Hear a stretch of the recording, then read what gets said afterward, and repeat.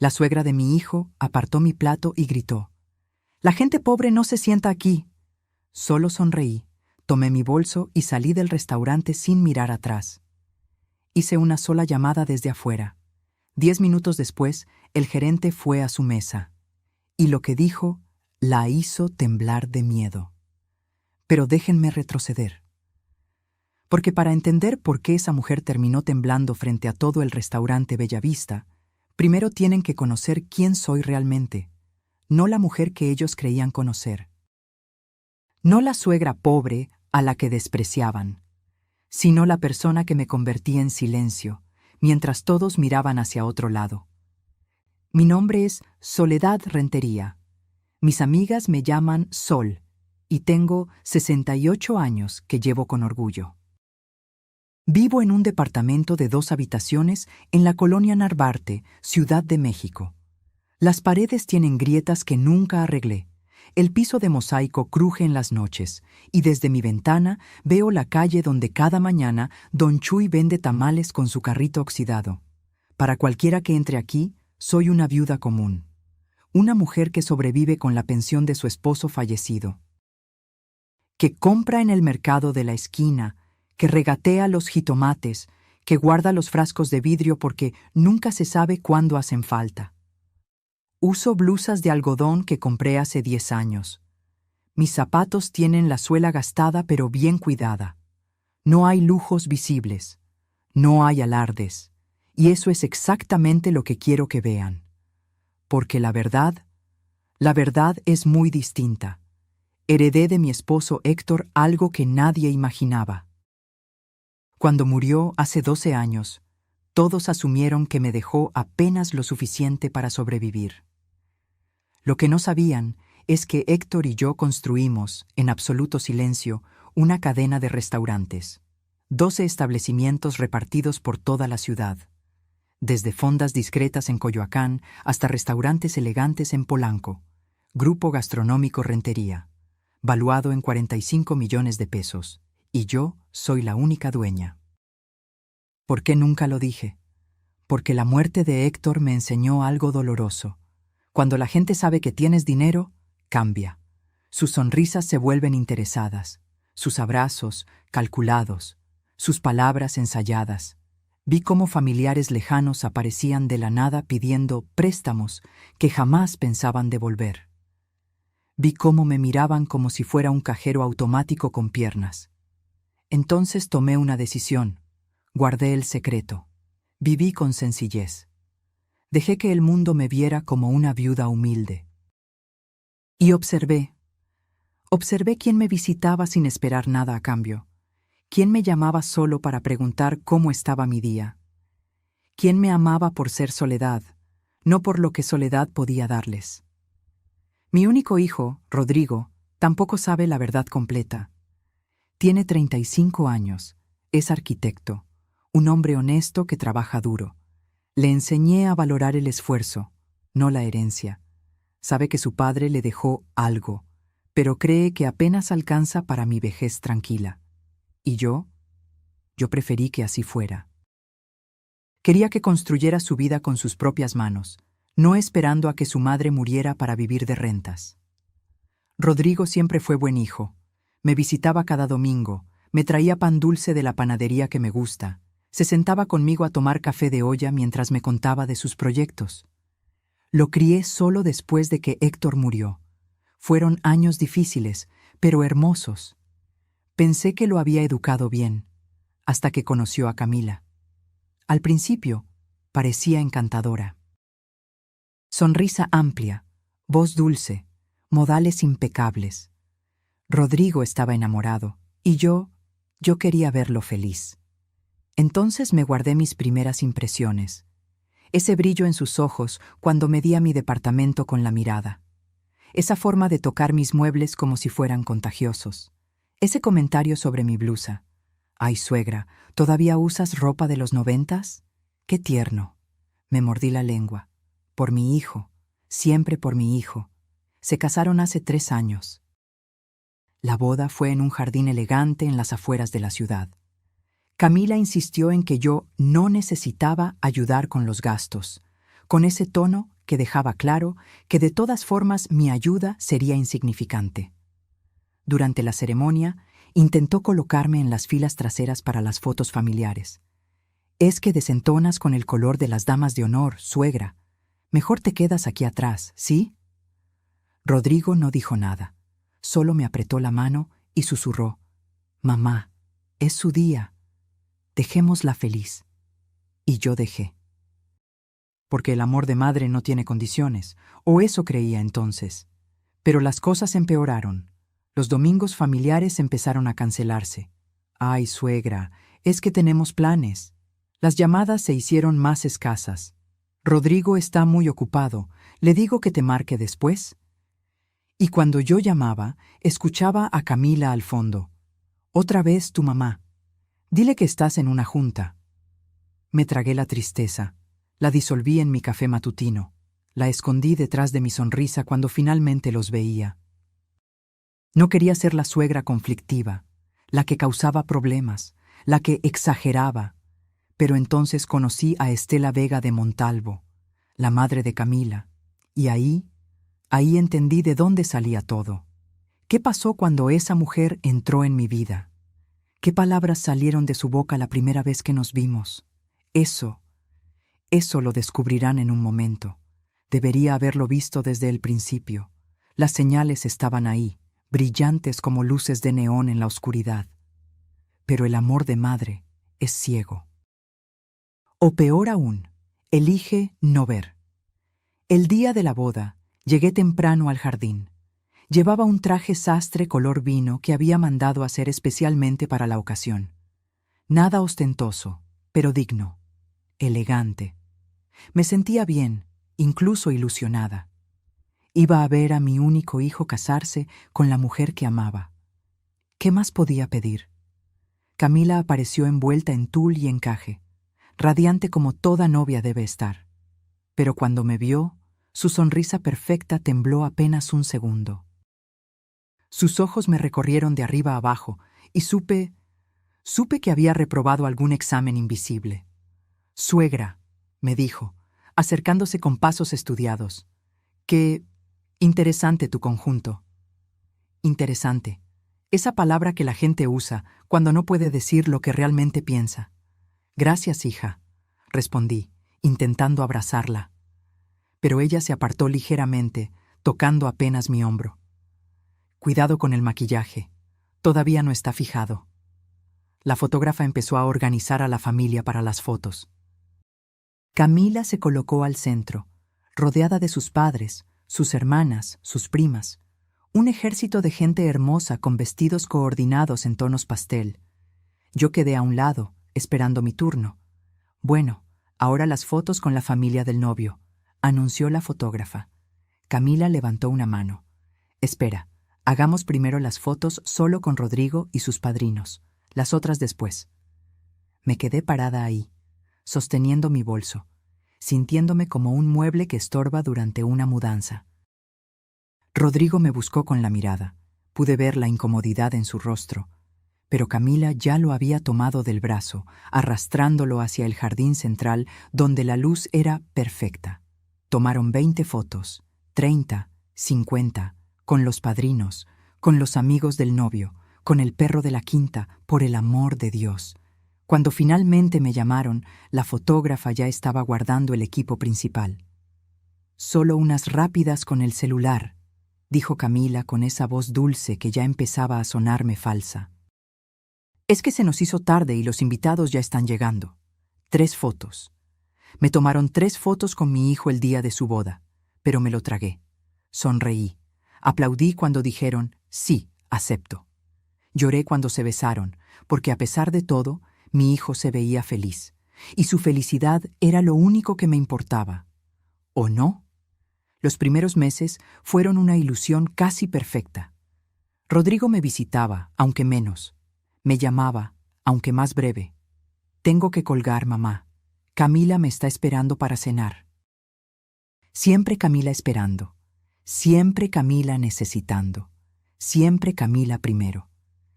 Empecé a notar cosas pequeñas. Cuando yo hablaba, Camila revisaba su teléfono. Cuando yo contaba alguna anécdota, ella bostezaba sin taparse la boca.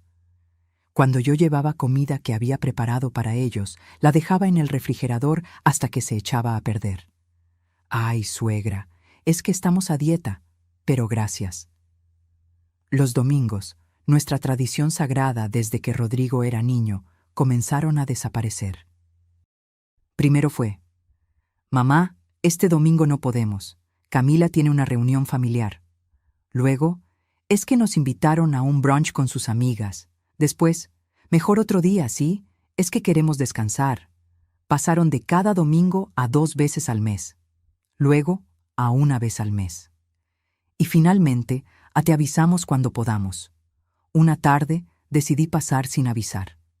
Llevaba el mole que tanto le gustaba a Rodrigo, ese que me tomaba horas hacer, con el chocolate que compraba en el mercado de Coyoacán. Toqué el timbre de su departamento en la colonia Roma. Rodrigo abrió la puerta en pants, sorprendido. «¿Mamá? No sabía que venías». «Quería darles una sorpresa», dije, levantando el recipiente. «Hice tu mole favorito».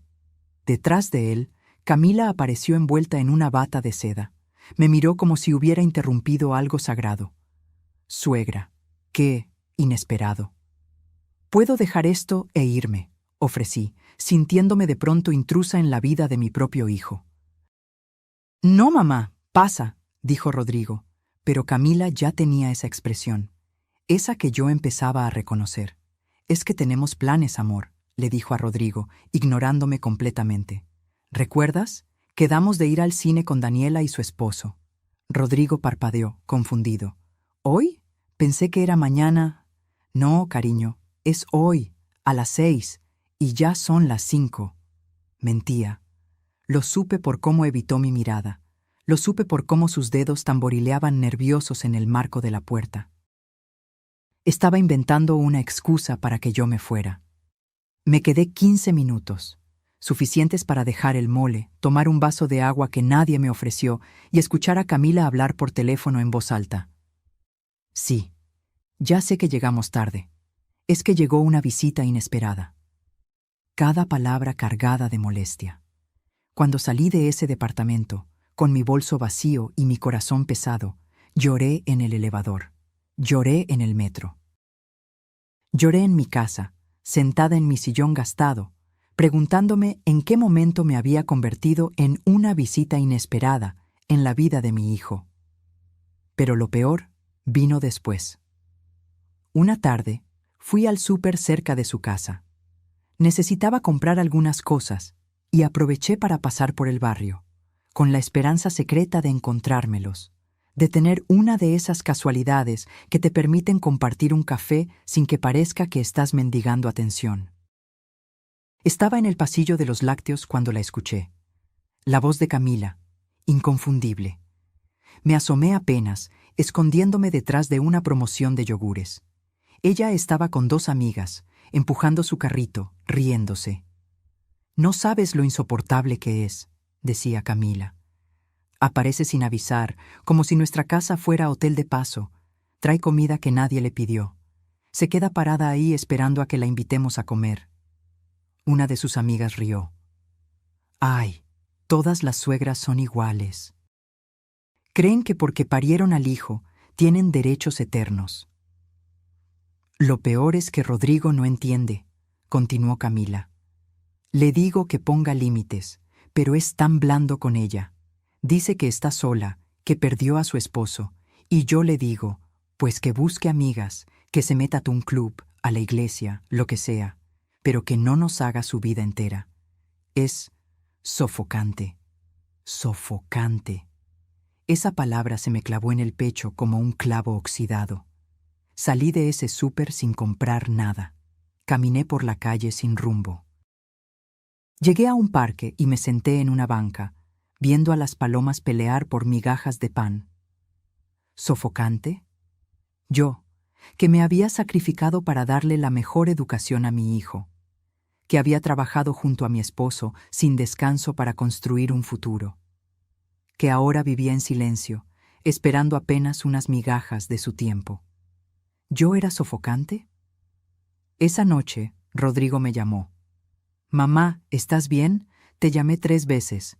Estoy bien, hijo, solo cansada. ¿Quieres que vaya a verte? Quise gritar que sí. Que por favor viniera, que necesitaba abrazarlo y sentir que todavía era su mamá, no una carga. Pero entonces escuché la voz de Camila al fondo. Rodrigo, la cena se va a enfriar. No, hijo, descansa, nos vemos otro día. Colgué antes de que pudiera responder. Me quedé sentada en mi cocina, con las luces apagadas, sintiendo cómo el silencio me devoraba. Afuera, escuchaba el ruido de la ciudad. Dentro, solo había vacío. Pero todavía no sabía que esto era apenas el principio. Porque 6 meses después de esa conversación en el súper, conocería a la persona que haría que los desprecios de Camila parecieran caricias. La mujer que me enseñaría el verdadero significado de la humillación. La madre de Camila, Estela Vega de Montalvo. Y cuando esa mujer entró en mi vida, todo, absolutamente todo, empeoró de formas que jamás imaginé posibles. Camila había mencionado a su madre incontables veces. Mi mamá piensa que... Mi mamá siempre ha sido muy exigente con la calidad, como si cada opinión de esa mujer fuera mandamiento divino. Pero tardó 6 meses en presentármela, y ahora entiendo por qué. Fue en el cumpleaños de Rodrigo. Camila organizó una cena íntima en su departamento. Cuando llegué, cargando el pastel de 3 leches que mi hijo amaba desde niño, ella me abrió la puerta con una sonrisa que no le llegaba a los ojos. Suegra, qué bueno que llegaste. Te presento a mi mamá. Y ahí estaba.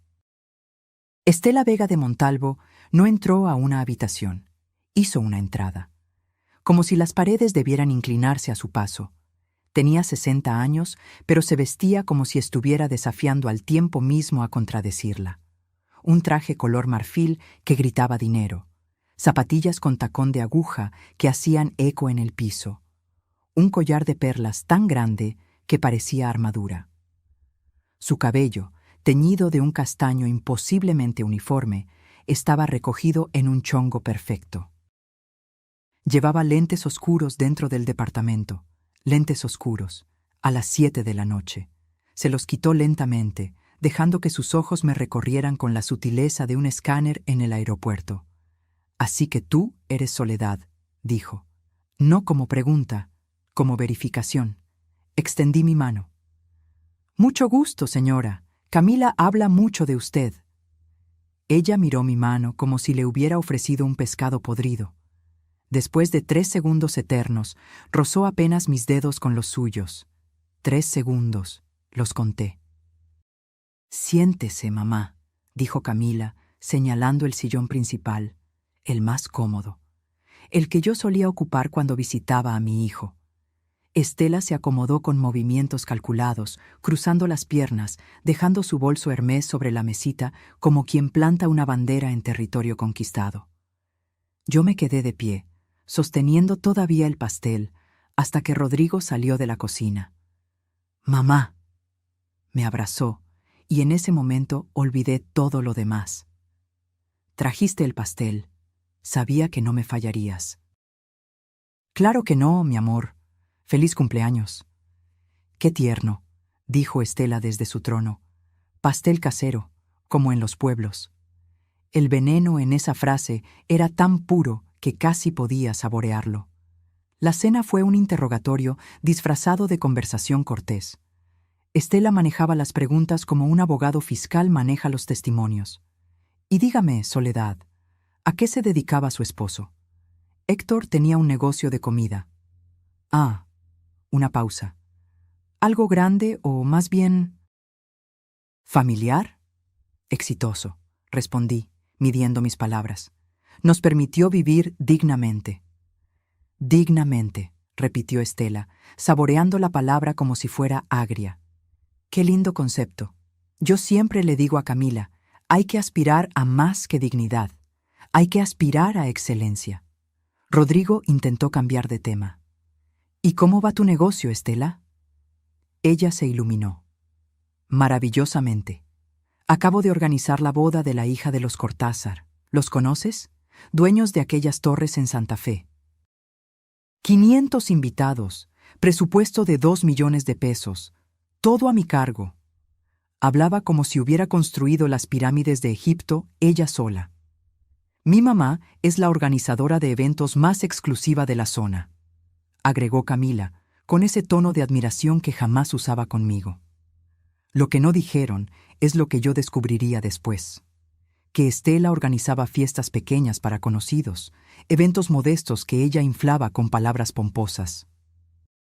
Que la boda de los Cortázar fue en realidad el evento de una prima lejana de alguien con ese apellido, y que su participación se limitó a conseguir el salón. Que su negocio exclusivo operaba desde la sala de su casa, sin oficina, sin empleados, sin nada más que una agenda de contactos y mucha fachada. Pero esa noche, sentada en el departamento de mi hijo, yo no sabía nada de eso. Solo veía a una mujer que me miraba como se mira a un insecto en la suela del zapato. Después de la cena, mientras Rodrigo cortaba el pastel, Estela se acercó a mí en la cocina. Yo estaba lavando algunos platos, porque mis manos necesitan mantenerse ocupadas cuando estoy nerviosa. «Déjeme preguntarle algo, Soledad», dijo, recargándose en la barra con esa postura de quien está a punto de soltar una bomba. «¿Y usted de qué vive ahora? Porque entiendo que su esposo falleció hace años». «De mis propios recursos, señora Estela». «¿Recursos?». Su ceja se arqueó. «¿Qué tipo de recursos?». «Los suficientes para mi vida». «Ya veo». Me miró de arriba a abajo nuevamente. «Es que me preocupa, ¿sabe? Camila me cuenta que Rodrigo todavía le ayuda económicamente de vez en cuando. Y pues, los muchachos ahora van a tener gastos de bebé». Se llevó una mano al pecho, teatral. «No quisiera que mi hija y mi yerno se vieran en apuros por mantener a...». Bueno, ya me entiende. Sentí cómo la sangre me hervía, pero mantuve la voz calmada. «Rodrigo no me mantiene, señora». «Jamás le he pedido un peso». «Ah, claro, claro», sonrió, esa sonrisa de tiburón que vería tantas veces después. «No lo tome a mal, solo estoy cuidando a mi hija, porque criar a Camila me costó muchísimo, ¿sabe? Escuelas privadas, viajes al extranjero, cursos de etiqueta. No cualquiera puede darse esos lujos». Etiqueta. Qué ironía. Porque en ese momento, parada en esa cocina, con su collar de perlas y su traje caro, Estela Vega de Montalvo me estaba mostrando que todo el dinero del mundo no puede comprar educación. «Estoy segura de que hizo un excelente trabajo», dije, secándome las manos. «Sí, bueno, uno hace lo que puede con lo que tiene». Me dio una palmadita condescendiente en el hombro. «No todos podemos darles lo mejor a nuestros hijos, pero usted hizo lo que pudo con sus limitaciones». Limitaciones. Esa mujer no tenía idea de que estaba parada en la cocina de un departamento que yo podría comprar 20 veces sin parpadear. Que el pastel casero, que tanto despreció, llevaba ingredientes más caros que toda su exclusiva operación de eventos. Que las limitaciones que tanto mencionaba eran pura fantasía de su mente clasista. Pero no dije nada, porque todavía, estúpidamente, creía que mantener la paz era más importante que defender mi dignidad. Cuando Estela se fue esa noche, besó a Camila efusivamente, le dio a Rodrigo un abrazo calculado, y a mí me extendió 2 dedos para estrechar. 2 dedos, como quien le da una limosna a un mendigo. «Fue un placer, Soledad. Espero que nos veamos pronto». La forma en que dijo «espero» dejaba claro que esperaba exactamente lo contrario. Rodrigo me acompañó hasta la puerta. «¿Qué te pareció, Estela?». Miré a mi hijo, mi único hijo, el niño que había criado para ser bondadoso, justo, honesto. Y vi que esperaba que yo dijera algo amable. «Interesante», respondí, usando esa misma palabra que Camila había usado con mi traje de la boda. Él sonrió, aliviado. «Me da gusto que se lleven bien. Camila estaba nerviosa de que no te cayera bien su mamá». Nervios. Claro. Por eso Estela había llegado con su arsenal completo de desprecios. Por nervios. Esa noche, en el taxi de regreso a casa, miré por la ventana las luces de la ciudad. Y supe, con esa certeza que solo dan los años, que había conocido a mi enemiga. Lo que no sabía entonces era hasta dónde estaría dispuesta a llegar, ni cuánto iba a dolerme descubrirlo. Los meses siguientes fueron como caminar por un campo minado. Cada encuentro familiar se convertía en una oportunidad para que Estela y Camila me recordaran de 1000 formas sutiles que yo no pertenecía a su mundo. El primer incidente llegó 3 semanas después de conocer a Estela. Camila organizó una comida familiar informal en un restaurante de Polanco. Informal, claro, como todo lo que ella hacía. El lugar tenía valet parking y un menú sin precios. Llegué 15 minutos antes de la hora acordada. Siempre he sido puntual. Es una de esas cosas que mi madre me enseñó. El tiempo de los demás vale tanto como el tuyo, Soledad. La mesa ya estaba lista. 8 puestos perfectamente acomodados. Manteles color hueso, copas de cristal, cubiertos relucientes. Estela ya estaba sentada en la cabecera, junto a Camila. Cuando me vio entrar, su sonrisa se congeló apenas un segundo. Ese tipo de pausa que te dice que tu presencia no estaba en el plan original. «Suegra, llegaste temprano», dijo Camila sin levantarse. «Me gusta ser puntual». «Qué disciplinada», murmuró Estela sin mirarme. Estaba ocupada inspeccionando su manicura perfecta. Me senté en uno de los extremos de la mesa, donde todavía quedaba espacio, donde nadie tenía que moverse para hacerme lugar. Rodrigo llegó 10 minutos después, con un compañero de trabajo. Después llegaron 2 primas de Camila que no conocía, riéndose de algo en sus teléfonos. Cuando todos estuvimos sentados, el mesero comenzó a servir el agua. 1, 2, 3, 4, 5, 6, 7 vasos llenos. Y mi lugar, vacío. Miré la mesa. 8 personas, 7 cubiertos. El mesero se dio cuenta y se disculpó de inmediato. «Permítame, señora, ya regreso con sus cubiertos». Pero antes de que pudiera moverse, Estela levantó una mano. «Espera un momento». Se volvió hacia mí con esa expresión de sorpresa exagerada que solo los actores malos usan. «Ay, Soledad, ¿vienes a comer? Pensé que solo pasabas a saludar». El silencio que siguió fue denso como el agua estancada. Rodrigo frunció el ceño. «Mamá está invitada, Estela. Por eso está aquí». «Ay, sí, claro, claro». Estela agitó la mano como espantando una mosca. «Es que Camila me dijo que tal vez no podías venir, Soledad, que tenías cosas que hacer. Por eso no pedimos cubierto para ti. Pero bueno, ya que estás aquí...» Se volvió al mesero. «Tráele lo necesario. Aunque no sé si habrá suficiente comida. Pedimos para 7». «No hay problema», intervino el mesero, profesional. «Traigo los cubiertos de inmediato». Pero el daño ya estaba hecho. Las primas de Camila intercambiaron miradas. El compañero de Rodrigo se concentró intensamente en su servilleta. ¿Y yo? Yo me quedé sentada ahí, sintiendo cómo el calor me subía al rostro.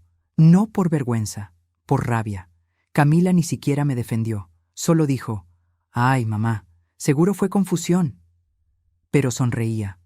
Esa sonrisita pequeña que te dice que la confusión fue absolutamente intencional. Comí esa tarde con los cubiertos que llegaron 5 minutos después. La comida me supo a ceniza. Cada bocado era un esfuerzo. Cada conversación en la que Estela participaba ignorándome por completo era una puñalada silenciosa. Cuando me preguntaron sobre mi vida, sobre mi casa, sobre mis días, Estela bostezaba abiertamente, sin taparse la boca, como si mi existencia fuera el espectáculo más aburrido del mundo.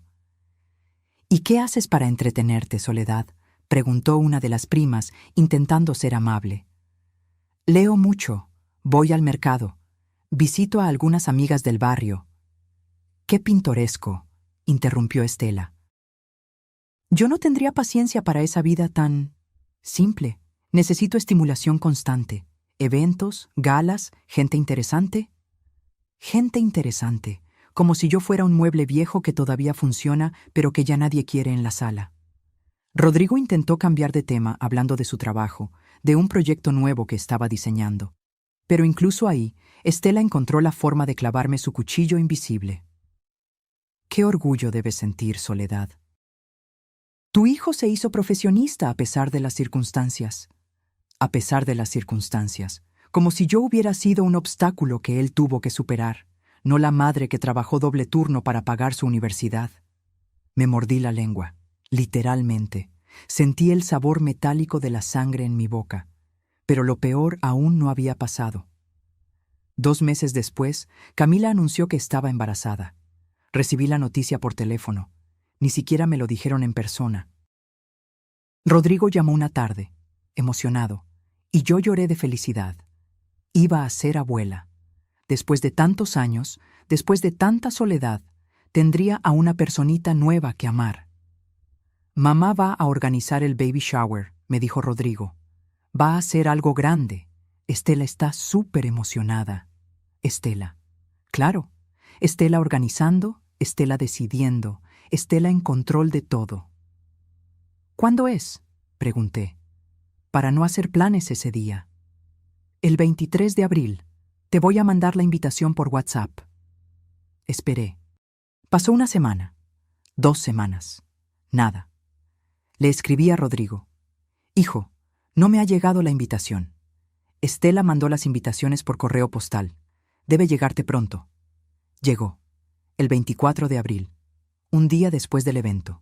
El sobre estaba dirigido a una dirección equivocada. Calle Hidalgo 847. Yo vivo en Hidalgo 487. Un error tan conveniente que dolía. Llamé a Rodrigo inmediatamente. Hijo, la invitación llegó mal. El baby shower fue ayer, ¿verdad? Hubo una pausa. Mamá, sí. Pensamos que no querías ir. Como no confirmaste, nunca recibí la invitación a tiempo. Otra pausa, más larga. Déjame hablar con Camila. No volvió a llamar ese día, ni al siguiente. Cuando finalmente lo hizo, 3 días después, su voz sonaba cansada. Fue un error del correo, mamá. Estela está muy apenada. Apenada. Seguro. Vi las fotos en Facebook. 80 personas. Decoraciones rosas y doradas. Mesa de postres con 3 pisos. Estela en el centro de todas las fotos, radiante, recibiendo agradecimientos como si ella fuera la que estaba embarazada. Y yo ni siquiera estaba en las etiquetas, como si nunca hubiera existido. Pero me dije a mí misma, cuando nazca la bebé, todo cambiará. Cuando tenga a mi nieta en brazos, nada de esto importará. Qué ingenua fui. El 14 de septiembre, a las 3:42 de la madrugada, nació Emilia, mi nieta.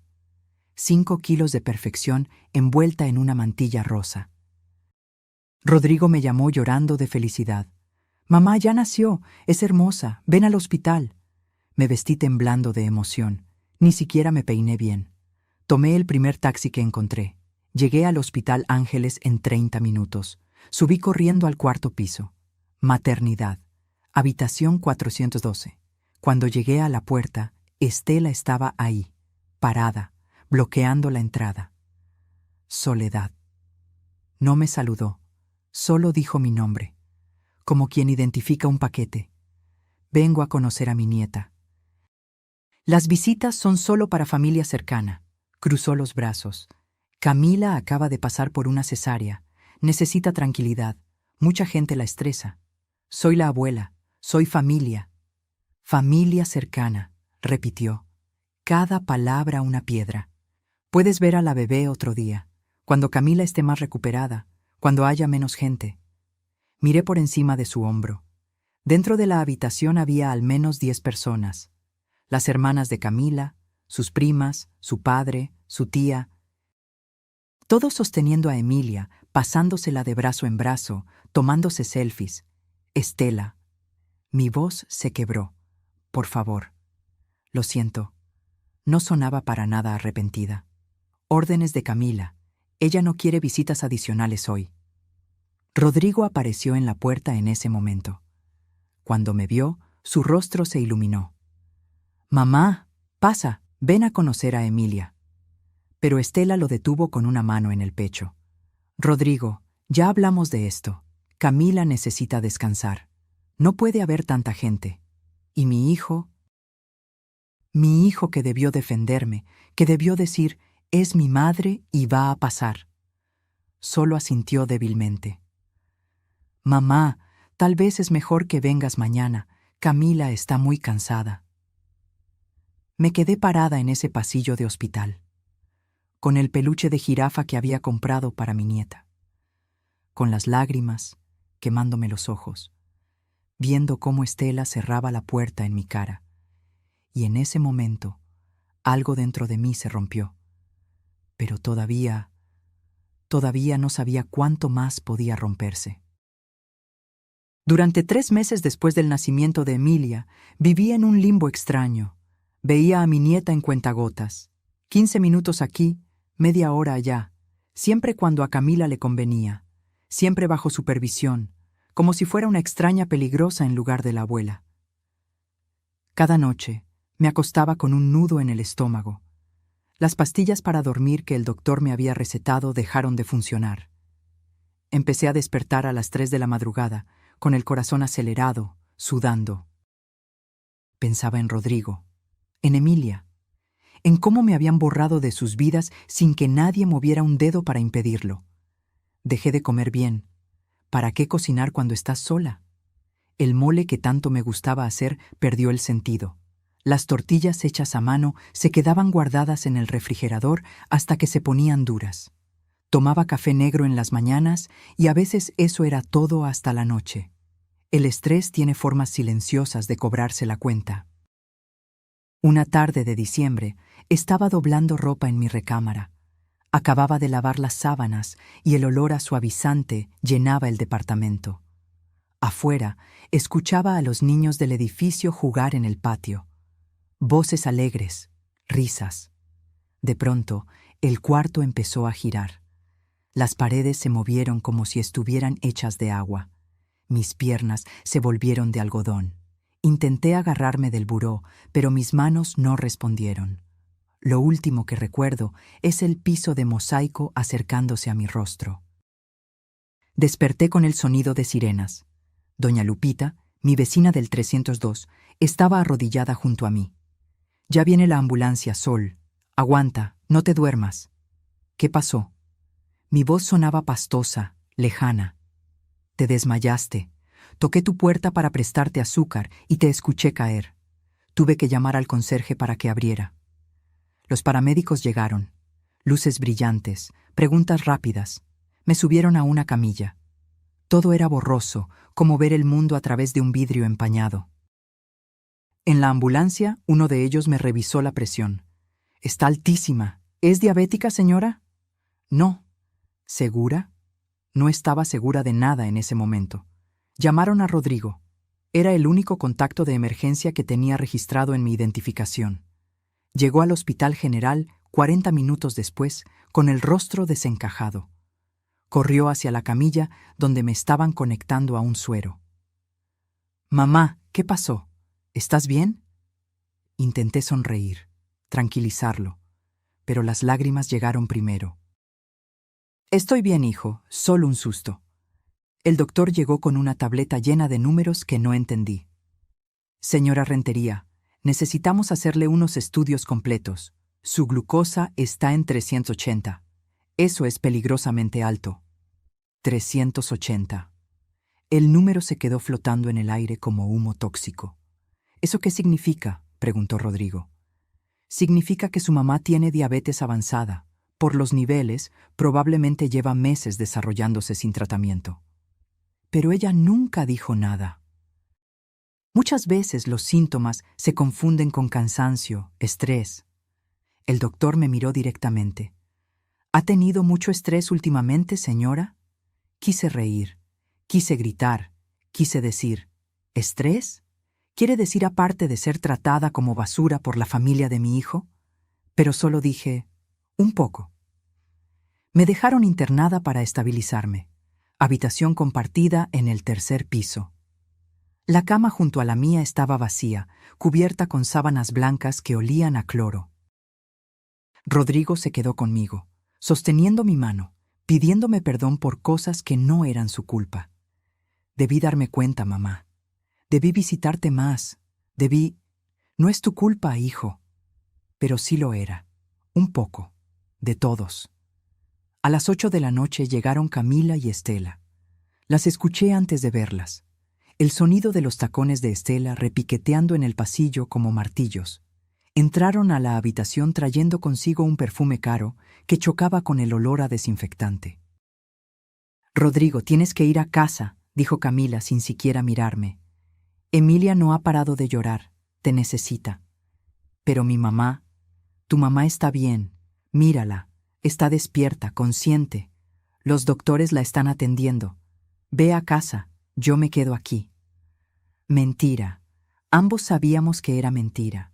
Pero Rodrigo estaba cansado, preocupado, dividido entre dos mujeres que jalaban de él en direcciones opuestas. «¿Estarás bien, mamá?», asentí, porque eso es lo que las madres hacen. Mentimos para que nuestros hijos no sufran. Rodrigo se fue, y me quedé sola con ellas. Estela se acercó a la ventana, mirando hacia la calle como si el panorama le pareciera fascinante. ¡Qué lugar tan austero! Nunca había estado en un hospital público. «Es un buen hospital», dije, mi voz apenas un susurro. Se volteó hacia mí. «Soledad, discúlpame que sea directa, pero tienes que cuidarte mejor. A tu edad y con tu estilo de vida, el cuerpo cobra factura». Mi estilo de vida. Como si vivir con sencillez fuera una enfermedad. Camila estaba en la puerta, hablando por teléfono en voz lo suficientemente alta para que yo escuchara. «No, mamá, no es nada grave. Ya sabes cómo son las personas mayores. Cualquier cosita y se alarman». Una enfermera pasó, ajustando mi suero. Me miró con compasión. Esa compasión que te dan cuando saben que estás rodeada de personas que no te quieren. Estela se sentó en la silla junto a mi cama, cruzando las piernas. «¿Sabes qué creo, Soledad? Creo que esto es estrés, puro estrés. Y el estrés viene de no tener la vida ocupada. Deberías salir más, hacer actividades, no quedarte encerrada en ese departamento esperando que Rodrigo te llame». Cada palabra era una aguja clavándose bajo mi piel. «No me quedo esperando». «Claro que sí», sonrió. Esa sonrisa llena de condescendencia que ya conocía tan bien. Y eso genera ansiedad, que genera estrés, que genera esto. Señaló mi cuerpo conectado a las máquinas como si fuera evidencia en un juicio. Camila entró de nuevo a la habitación. «Rodrigo ya llegó a casa. Me voy también. ¿Vienes, mamá?» En un momento. Estela se puso de pie, alisando su falda inmaculada. Se inclinó sobre mi cama, acercando su rostro al mío, y con una voz tan baja que solo yo podía escucharla, dijo: «Deja de buscar atención, Soledad. Rodrigo tiene su propia familia ahora. Deja de ser una carga». Se alejó antes de que pudiera responder. Antes de que pudiera procesar lo que acababa de decir. Pero entonces escuché algo peor. Estaban en el pasillo. Yo podía ver sus sombras proyectadas en la pared. Y sus voces llegaban claras a través de la puerta entreabierta. «¿Crees que sea grave?», preguntaba Camila. «Por favor». La risa de Estela era hielo puro. «Esto es manipulación emocional, típica de suegras solitarias. Fingen enfermedades para que los hijos les presten atención. Ya verás que mañana está perfectamente bien». Rodrigo está muy preocupado. «Por eso lo hace. Tu esposo es muy noble, demasiado, y ella lo sabe, lo usa». Esperé que Camila dijera algo, que me defendiera, que dijera: «Oye, es su madre, está enferma de verdad». Pero lo que dijo fue: «Tienes razón, siempre hace lo mismo. Cada vez que llevamos tiempo sin verla, aparece con algún drama». Me quedé inmóvil en esa cama. Los monitores pitaban a mi alrededor. El suero goteaba con ritmo constante. Y yo sentí cómo algo fundamental dentro de mí se quebraba. No era mi corazón. Era algo más profundo. Era la esperanza. Esa última chispa de esperanza que me había mantenido aguantando humillaciones, tragándome palabras, sonriendo cuando quería gritar. Esa noche, después de que se fueron, lloré en esa cama de hospital hasta quedarme sin lágrimas. Lloré por la madre que había sido, por la abuela que no me dejaban ser, por la mujer invisible en la que me había convertido. Y por primera vez en mi vida me pregunté si había fallado, si había fracasado como madre al criar a un hijo que no podía defenderme, si había sido tan insignificante que merecía este trato, si todo este dolor era culpa mía por ser, ¿qué? ¿Pobre? ¿Sencilla? ¿Vieja? La enfermera del turno nocturno me encontró llorando a las 3 de la mañana. ¿Le duele algo, señora? ¿Llamo al doctor? No, susurré. No me duele el cuerpo. Ella entendió. Me apretó la mano y no dijo nada más. A veces el silencio es la única medicina para ciertos dolores.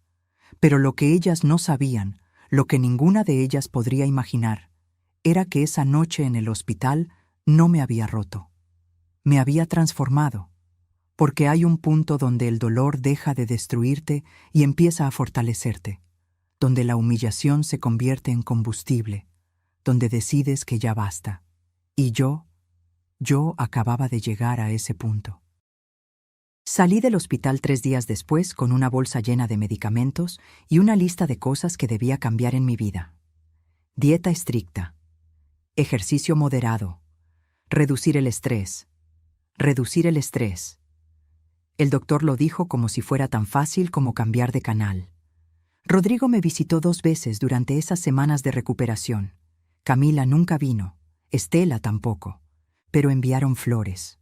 Un arreglo pequeño con una tarjeta que decía «Pronta recuperación, familia Vega». Ni siquiera se molestaron en escribir mi nombre. Las puse en la basura. Pasaron 2 semanas cuando Rodrigo me llamó con una propuesta. «Mamá, quiero que almorcemos juntos, los 4, tú, yo, Camila y Estela, como familia». Mi primera reacción fue decir que no. Inventar una excusa. Pero entonces escuché algo en su voz, algo que sonaba a súplica, a necesidad de que todo estuviera bien entre las personas que amaba. ¿Dónde?, pregunté. En el restaurante Bellavista, en Polanco. El sábado a las 2. Bellavista. Uno de los restaurantes de mi cadena, uno de los más elegantes, con manteles de lino importado y cubiertos de plata antigua, con un chef que había ganado premios internacionales, con una lista de espera de 2 meses para conseguir mesa. Una mesa que yo podía conseguir con una llamada. El sábado me vestí con cuidado, nada ostentoso. Una blusa de algodón color marfil que me había regalado una amiga. Pantalones café que usaba para salir al mercado. Zapatos cómodos. Mi bolso de piel gastado, el que había sido de mi madre, con esa mancha de tinta que nunca pude quitar, pero que me recordaba su letra en las cartas que me escribía. Me miré al espejo. 68 años me devolvían la mirada, arrugas que contaban historias, canas que había dejado de teñir hace años, manos trabajadoras con venas marcadas, y por primera vez en meses me gustó lo que vi, porque esa mujer había sobrevivido, había construido, había amado. Y no merecía ser tratada como basura. Llegué al Bellavista a las 2 en punto. El valet se ofreció a estacionar un auto que no existía. «Vine en Uber», le dije. Me miró de arriba abajo con esa expresión que ya conocía. La que dice, «¿Qué hace esta señora aquí?». Adentro, el restaurante era exactamente como lo recordaba.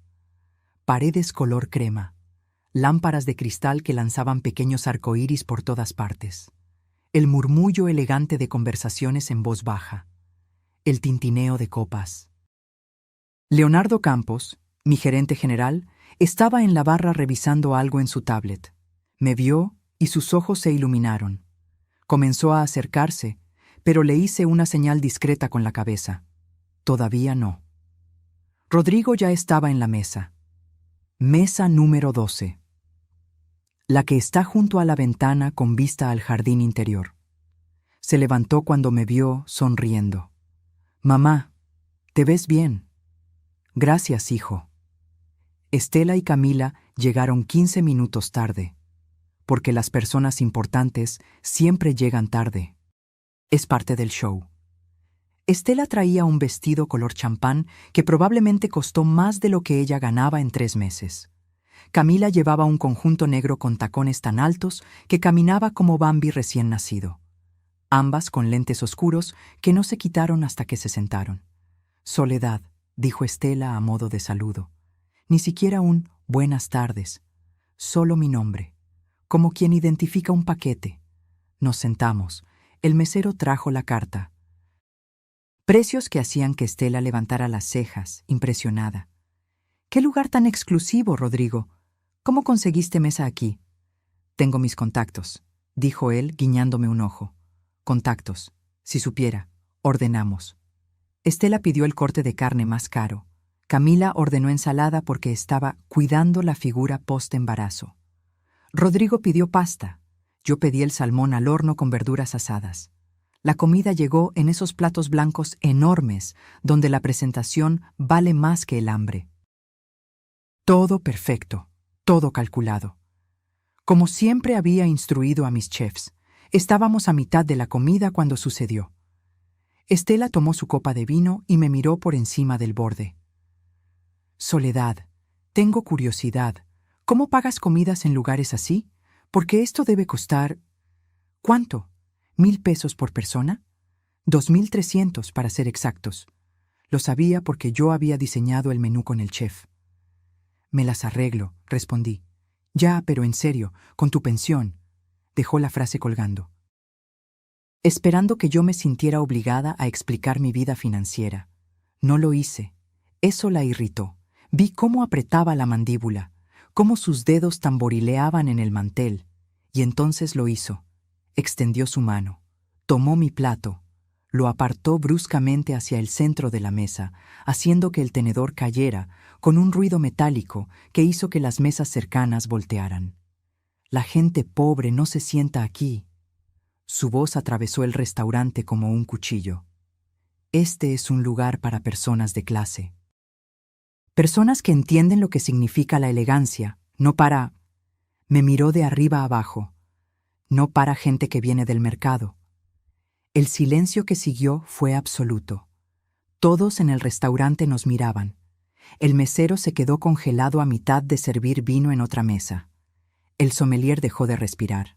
Hasta la música de fondo pareció detenerse. Camila se rió. Una risa nerviosa, pero risa al fin. «Suegra, entiende tu lugar.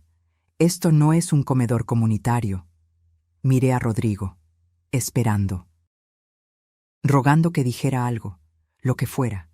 Se quedó mudo, paralizado, la boca abierta, los ojos grandes, como un niño que presencia un accidente y no sabe qué hacer.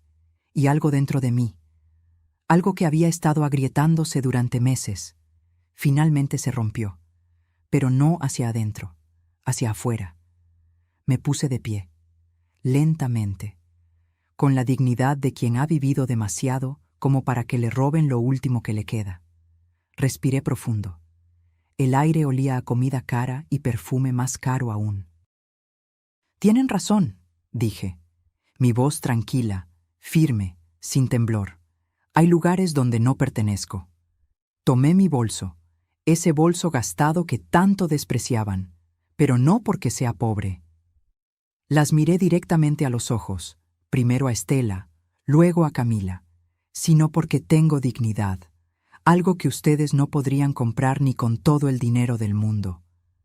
Caminé hacia la salida, cabeza en alto, espalda recta, pasos firmes. Escuché a Rodrigo levantarse. «Mamá, espera». Pero no me detuve. Salí del restaurante. El aire fresco de la tarde me golpeó el rostro. Había un árbol de jacarandas afuera, sus flores púrpuras cayendo como lágrimas sobre la banqueta. Me detuve bajo su sombra. Saqué mi teléfono. Marqué un número que tenía guardado como Oficina Emergencias. Leonardo Campos contestó al segundo timbre. Señora Rentería, ¿está todo bien? Leo, estoy afuera del Bellavista. Necesito que vayas personalmente. Ahora. Mesa 12. Manda a Octavio contigo con el libro de reservaciones VIP. ¿Algún problema? Digamos que es momento de que algunas personas conozcan a la verdadera dueña de los restaurantes donde les gusta presumir. Escuché su sonrisa a través del teléfono. Voy en camino, 3 minutos. Colgué. Me senté en una banca del parque de enfrente. Desde ahí podía ver la entrada del restaurante, ver el movimiento dentro, ver las siluetas de Estela y Camila celebrando su pequeña victoria. Celebrando que habían logrado humillarme. Celebrando que finalmente me habían puesto en mi lugar. Miré mi reflejo en la pantalla del teléfono y sonreí. Porque durante 40 años construí un imperio en silencio. Toleré los desprecios por amor a mi hijo. Me hice invisible porque creí que eso me protegería. Pero hoy cruzaron una línea que no sabían que existía, y ya no iba a ser invisible. Nunca más. Desde mi banca en el parque, observaba la entrada del Bellavista como quien observa una obra de teatro esperando el acto final. Las flores de jacaranda caían a mi alrededor, formando una alfombra púrpura sobre el concreto. El sol de la tarde pintaba todo de dorado, casi poético, casi perfecto, casi justicia. Saqué un pañuelo de mi bolso y limpié una lágrima que se había escapado. No de tristeza, de rabia pura, de indignación cristalizada en agua salada. 40 años. 40 años construyendo lo que tenía, siendo prudente, siendo invisible. Héctor y yo trabajamos 14 horas diarias cuando abrimos el primer restaurante, una fonda pequeña en Coyoacán que casi nadie conocía. Lavábamos los trastes nosotros mismos después de cerrar. Contábamos cada peso, soñábamos cada expansión. Cuando Héctor murió, todos esperaron que vendiera. ¿Para qué quieres un negocio, Soledad? Eres mujer, eres viuda. No entiendes de esas cosas. Pero les demostré que estaban equivocados, sin hacer ruido, sin presumir, solo trabajando. Compré el segundo restaurante, luego el tercero, después una cadena pequeña que estaba en quiebra. La levanté, la pulí, la convertí en algo rentable. 12 restaurantes, 45 millones de pesos, empleados que dependían de mí, familias que comían gracias a las decisiones que yo tomaba cada día desde mi oficina discreta en el centro. Y esta mujer. Esta Estela Vega de Montalvo, que se creía la reina del universo, me había apartado el plato como si fuera basura. Miré mi teléfono. 3 minutos desde la llamada. Leonardo debía estar llegando. Y entonces lo vi. Un Mercedes negro se detuvo frente al restaurante. Del asiento del conductor bajó Leonardo Campos. 45 años. Traje gris impecable. Corbata azul marino. Ese porte de hombre que sabe exactamente quién es y qué representa. Octavio Méndez, el gerente del Bellavista, salió a recibirlo. Los vi hablar brevemente en la entrada. Vi cómo Octavio palideció, cómo asentía rápidamente, cómo sus manos temblaban ligeramente al sostener la tablet que siempre cargaba. Entraron juntos. Me incliné hacia adelante en la banca. Mi corazón latía rápido, no de miedo, de anticipación. Pensé en todas las veces que me tragué las palabras, todas las humillaciones pequeñas que dejé pasar, los comentarios sobre mi ropa, las miradas de desprecio, los olvidos convenientes, la puerta del hospital cerrada en mi cara, porque la gente pobre no se sienta aquí. Esas palabras retumbaban en mi cabeza como campanas. Pobre, como si el dinero definiera el valor de una persona, como si mi cuenta bancaria determinara si merecía respirar el mismo aire que ellas. Pero yo no era pobre. Nunca lo fui. Solo elegí vivir sin alardes, sin ostentación, probando a las personas. Viendo quién me amaba por ser Soledad, no por lo que Soledad podía darles. Y ahora sabía exactamente quién era quién. Miré el reloj en mi teléfono. Habían pasado 5 minutos desde que Leonardo entró. ¿Qué estarían diciendo? ¿Cómo estaría reaccionando Estela? ¿Y Camila? ¿Y mi hijo? Rodrigo, mi único hijo, el niño que crié para ser bueno, honesto, justo, el hombre que se había quedado mudo cuando más necesitaba que hablara. Sentí una punzada en el pecho, no de rencor hacia él, sino de decepción profunda, porque yo no lo había educado para ser cobarde, lo había educado para defender lo correcto, para proteger a los indefensos. Pero en ese restaurante, cuando esa mujer me humilló públicamente, él se convirtió en piedra, y eso dolía más que cualquier insulto de Estela. Una pareja de ancianos pasó frente a mi banca. Él le sostenía la mano a ella. Caminaban despacio, riéndose de algo. Se veían en paz, en armonía. Como Héctor y yo solíamos caminar los domingos por el parque de Chapultepec. ¿En qué momento todo se complicó tanto?, pensé. El teléfono vibró en mis manos. Un mensaje de Leonardo. Misión cumplida. Octavio está con ellas ahora. ¿Quiere que me quede? Escribí. No, ya hiciste suficiente. Gracias, Leo. Un placer servir a la jefa. Por cierto, ¿está segura de la prohibición permanente? Lo pensé. Mis dedos se quedaron suspendidos sobre el teclado. ¿Prohibición permanente? ¿Cerrarles las puertas de mis restaurantes para siempre? Parte de mí quería decir que sí, que las castigara, que las hiciera sentir una fracción del dolor que me habían causado. Pero eso sería rebajarse a su nivel. Escribí, déjalo en temporal. 6 meses. Si aprenden algo de esto, tal vez merezcan otra oportunidad. Tal vez. Probablemente no, pero no iba a convertirme en lo que ellas eran. Guardé el teléfono, cerré los ojos. Respiré el aire que olía a flores, a tierra húmeda del parque, a escape de coches en Polanco. Y por primera vez en meses me sentí ligera, como si hubiera soltado un peso que llevaba cargando desde que Camila entró en nuestras vidas, desde que Estela me miró como a un insecto, desde que me convertí en la suegra invisible, la abuela tolerada, la mujer que estorbaba. Abrí los ojos. El cielo estaba despejado, azul perfecto, sin nubes. Recordé algo que mi madre me dijo antes de morir. Estaba en su cama de hospital, delgada como papel, pero con esos ojos que todavía brillaban con toda la sabiduría del mundo. Soledad, me dijo, apretando mi mano con dedos frágiles. El respeto no se mendiga, se exige, y a veces, hija, tienes que hacer ruido para que te escuchen. No tengas miedo de recordarle al mundo quién eres. Hacer ruido. Durante años interpreté mal ese consejo. Pensé que significaba gritar, pelear, confrontar, pero no. Hacer ruido significaba defender tu dignidad. Poner límites. Decir hasta aquí cuando alguien cruzaba la línea. Me puse de pie. Las piernas me dolían un poco. La edad cobra su precio en las articulaciones. Pero estaba bien. Estaba fuerte. Caminé hacia la entrada del parque. Desde ahí podía ver el Bellavista perfectamente. Ver las ventanas grandes. Ver las siluetas de la gente comiendo, riendo, viviendo sus vidas sin saber el drama que acababa de desarrollarse en la mesa 12.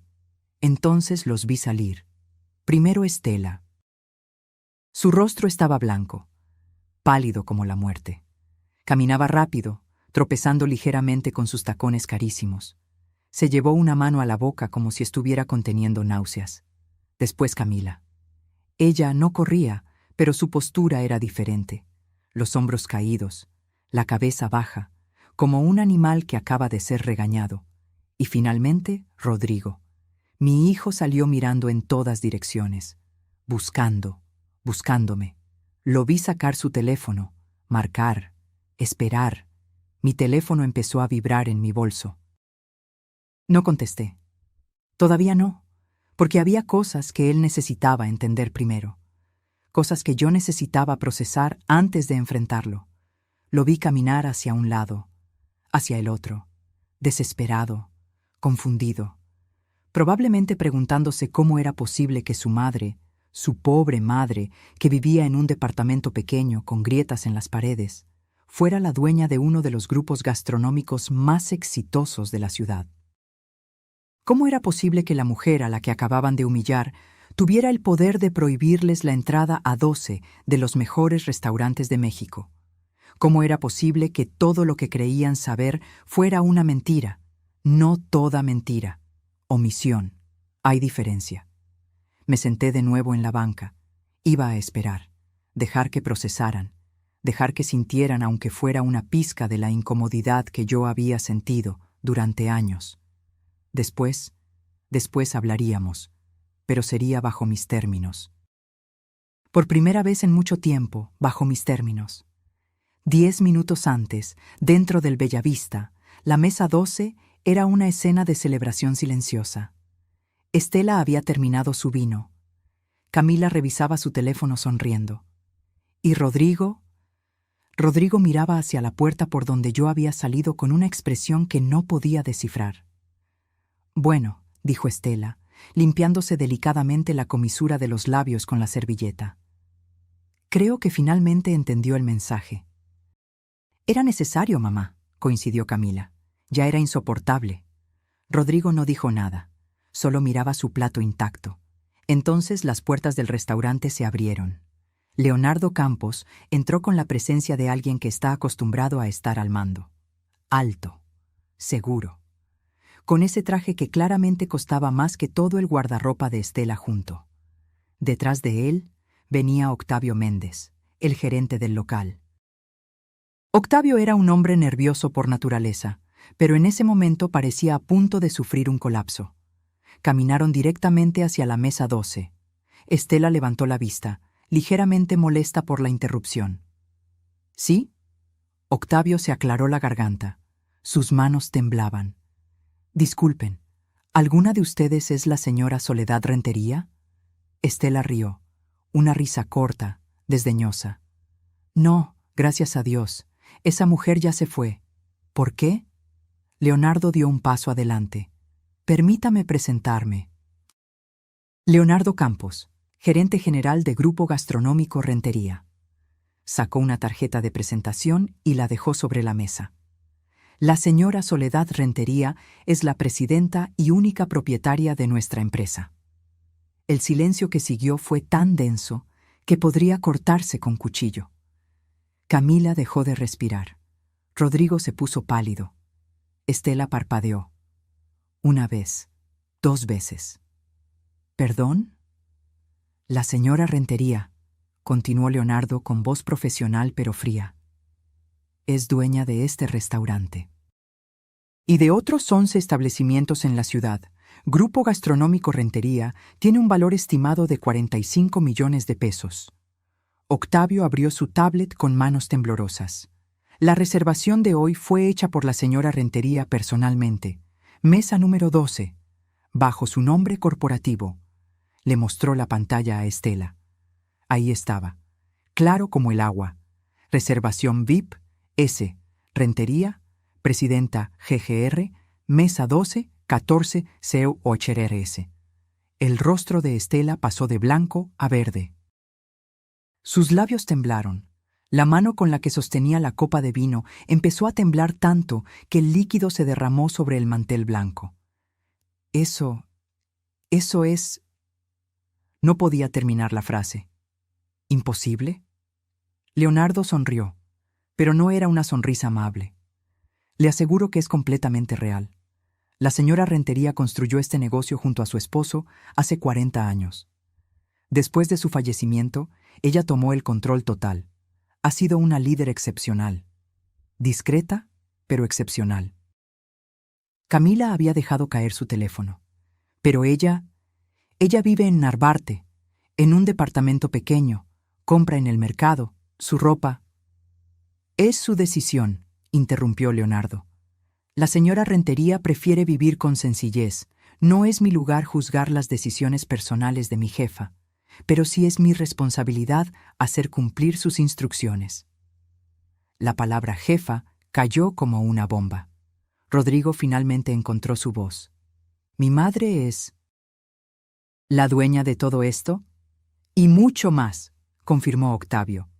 El Bellavista es solo uno de nuestros establecimientos. Tenemos presencia en Polanco, Roma, Condesa, Coyoacán, San Ángel. Estela se puso de pie bruscamente. La silla cayó hacia atrás con un ruido que hizo que todas las mesas cercanas voltearan. Esto es ridículo. Esa mujer no puede ser. Ella es una... ¿Qué?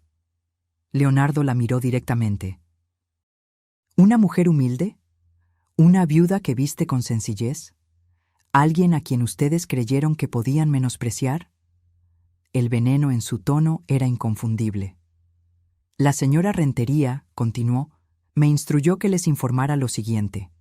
Ustedes ya no son bienvenidas en ninguna de nuestras propiedades, no en este restaurante, ni en los otros 11. La prohibición es efectiva inmediatamente y durará 6 meses. Después de ese tiempo, podrán solicitar que se levante la restricción. ¡No pueden hacer eso!, chilló Estela. Su voz había perdido toda la compostura elegante. Ahora sonaba aguda, desesperada. «¡Esto es discriminación! ¡Voy a demandar! ¡Conozco a abogados!». «Está en su derecho», respondió Leonardo sin inmutarse. «Pero les recuerdo que este es un negocio privado. La señora Rentería tiene todo el derecho de decidir a quién sirve, especialmente después de que ustedes la humillaron públicamente en su propio establecimiento». Camila comenzó a llorar. Lágrimas de pánico, no de tristeza. Yo no sabía. Si hubiera sabido... ¿Qué?, preguntó Octavio. ¿La habrían tratado mejor? ¿La habrían respetado? Qué interesante que el respeto solo llegue cuando hay dinero de por medio. Rodrigo se puso de pie.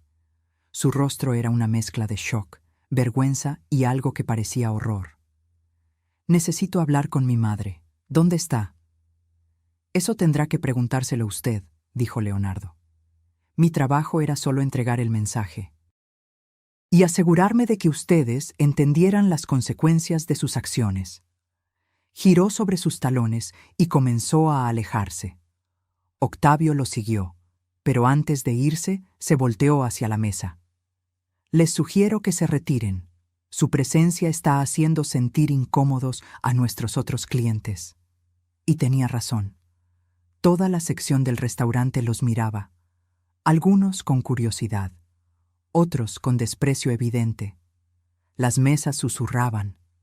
Los meseros intercambiaban miradas. Estela intentó recomponerse. Levantó la barbilla. Trató de caminar con dignidad hacia la salida, pero sus piernas temblaban tanto que tropezó con sus propios tacones. Tuvo que sostenerse de una silla para no caer. Camila la siguió, con el rostro hundido en las manos, sollozando. ¿Y Rodrigo? Rodrigo caminó como zombi, como alguien que acaba de descubrir que toda su realidad era una mentira. Cuando llegaron a la entrada, el valet les devolvió las llaves del auto de Estela. Ella las tomó con manos temblorosas. Se subió al auto, encendió el motor, pero no se movió. Se quedó ahí sentada, aferrando el volante, con los ojos vidriosos mirando al vacío. Porque en ese momento, Estela Vega de Montalvo entendió algo fundamental. Todo su pequeño mundo de fachadas y presunciones acababa de colapsar. La mujer a la que había tratado como basura resultó ser alguien 1000 veces más poderosa que ella. Y lo peor era que esa mujer había tenido la oportunidad de humillarla desde el principio, pero eligió no hacerlo. Eligió darles oportunidades. Eligió ser amable. Eligió tolerar, hasta que ellas cruzaron la línea. Dentro del auto, Camila sollozaba. «Mamá, ¿qué vamos a hacer?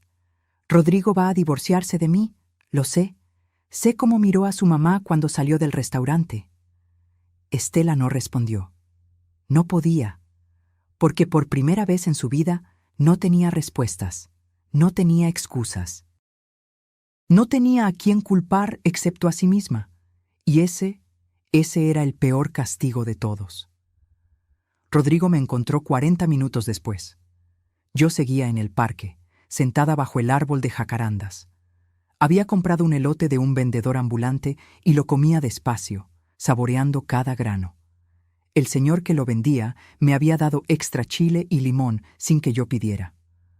«Pa' que sepa más rico, ceñito», me dijo con una sonrisa sin dientes. Vi a Rodrigo cruzar la calle casi corriendo. Esquivó 2 autos que le tocaron el claxon. No le importó. Tenía esa expresión de desesperación absoluta. Cuando llegó frente a mí, se detuvo, jadeando, con las manos en las rodillas, como si acabara de correr un maratón.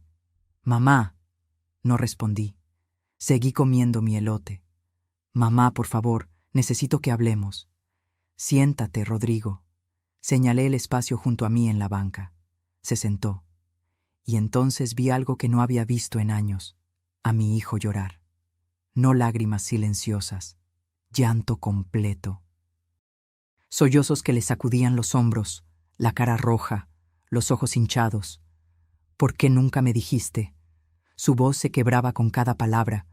«¿Por qué me dejaste creer que apenas tenías para vivir?» Terminé mi elote. Limpié mis manos con una servilleta de papel. La tiré en el bote de basura cercano. Solo entonces lo miré. «Porque quería que me amaras por ser tu madre, no por mi dinero». «Pero yo te amo, siempre te he amado». «¿Sí?» Mi voz era tranquila, demasiado tranquila. «¿Me amaste cuando tu suegra me cerró la puerta del hospital en la cara? ¿Me amaste cuando Camila se rió de mi ropa? ¿Me amaste hace 1 hora cuando Estela me humilló públicamente y tú te quedaste callado como una estatua?» Se tapó la cara con las manos. Lo sé, y me odio por eso. Fui un cobarde, el peor hijo del mundo. Pero mamá tenía miedo. ¿Miedo de qué? De perder a Camila, de que se enojara, de causar problemas. ¿Y perderme a mí? Lo miré directo a los ojos. «¿Eso no te daba miedo?» No pudo sostenerme la mirada. «Rodrigo, te crié solo. Tu padre murió cuando tenías 23 años. Trabajé día y noche para que no te faltara nada, para que estudiaras, para que tuvieras oportunidades. Y nunca, jamás, te pedí nada a cambio, porque eso es lo que hacen las madres. Aman sin condiciones». «Lo sé». «No, no lo sabes». Me puse de pie. Él se levantó también. «Porque si lo supieras, me habrías defendido. La primera vez que Camila me faltó al respeto, tú hubieras puesto límites. Cuando Estela me trató como basura, tú hubieras dicho: esta es mi madre y la respetas o nos vamos. Pero no lo hiciste. Elegiste la paz falsa sobre mi dignidad. Tienes razón, en todo. Fui egoísta, débil. Pero mamá, por favor». Se arrodilló frente a mí, en el pasto, con el pantalón caro de su traje manchándose de tierra. «Dame la oportunidad de arreglarlo, de ser el hijo que debí ser desde el principio». Lo miré ahí, arrodillado, y mi corazón se partió, porque era mi hijo, mi único hijo, el niño que solía correr hacia mí cuando se caía en el parque, el adolescente que lloraba en mi hombro cuando le rompieron el corazón por primera vez, el hombre que me abrazaba los domingos y me decía: «Te quiero, mamá», sin que yo tuviera que pedírselo. Pero también era el hombre que me había fallado. «Levántate, Rodrigo». Se levantó. «Necesito que entiendas algo. Durante 40 años construí un imperio. Solo. Después de que tu padre murió, todos esperaban que fracasara, que vendiera, que me rindiera. Pero no lo hice, porque soy más fuerte de lo que cualquiera imagina». Saqué mi teléfono. Abrí la aplicación de mi banco. Le mostré el saldo. 45.352.122 pesos con 47 centavos. Sus ojos se abrieron como platos. «Esto», continué, «es solo lo líquido. No incluye las propiedades, los restaurantes, las inversiones. Tengo suficiente dinero para vivir cómodamente el resto de mi vida, para darte una herencia que te permita retirarte mañana si quisieras, para comprarle a Emilia su educación completa hasta la universidad». «Mamá, pero el dinero no es el punto, ¿verdad? Nunca lo fue. El punto es el respeto, la dignidad, El amor genuino que no depende de cuentas bancarias o estatus social. Guardé el teléfono. Rodrigo, te amo. Eres mi hijo y siempre lo serás. Pero no voy a volver a tu vida si Camila y Estela siguen en ella. Se quedó paralizado. ¿Me estás pidiendo que me divorcie? No, te estoy pidiendo que tomes una decisión consciente sobre qué tipo de vida quieres vivir, con qué tipo de personas, bajo qué valores.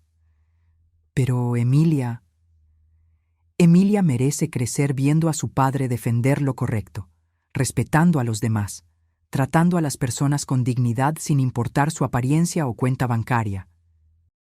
¿Eso es lo que está aprendiendo ahora? ¿Viendo cómo su madre y su abuela materna tratan a la gente? No pudo responder. No te estoy apurando, dije, más suave. Tómate tu tiempo, piénsalo bien. Habla con Camila. Ve si ella realmente puede cambiar. Si Estela puede aprender algo de esto. Pero mientras tanto... ¿Qué? Necesito distancia, tiempo para sanar, para recordar quién soy más allá de ser tu madre.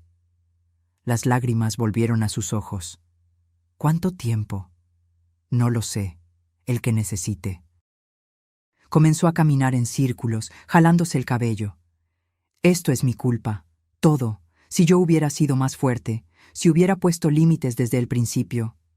Sí, concordé, pero lo que importa ahora no es el pasado, es qué vas a hacer diferente de aquí en adelante. Se detuvo frente a mí. ¿Puedo abrazarte? Lo pensé. Parte de mí quería decir que no. Quería que sintiera el rechazo que yo había sentido, pero era mi hijo, y el amor de madre es complicado. Sí, me abrazó, fuerte, desesperado. Como si temiera que fuera a desaparecer si me soltaba. Lo siento, susurró en mi oído. Lo siento tanto, mamá. Voy a arreglarlo, te lo prometo. Las promesas son fáciles, las acciones son difíciles. Me separé de él. Vete a casa, Rodrigo. Piensa, decide, y cuando estés listo para hablar, me llamas. ¿Y si Camila quiere hablar contigo? ¿Disculparse? Si sus disculpas son genuinas, escucharé. Pero Rodrigo, he vivido suficientes años para diferenciar entre arrepentimiento real y pánico por consecuencias. Entendió. Se alejó caminando hacia su auto. A mitad del camino se volteó. Mamá, ¿me odias? No, hijo, nunca podría odiarte, pero estoy muy, muy decepcionada. Y eso duele más que el odio. Lo vi subirse a su auto, arrancar, alejarse. Me senté de nuevo en la banca. El cielo comenzaba a teñirse de naranja. Pronto sería de noche. Saqué mi teléfono. Tenía 17 llamadas perdidas. 12 de Rodrigo, 5 de números desconocidos que probablemente eran Camila o Estela. Las ignoré todas. Marqué otro número. Mi mejor amiga, Refugio. La conocía desde hace 30 años. Ella sí sabía la verdad sobre mi vida.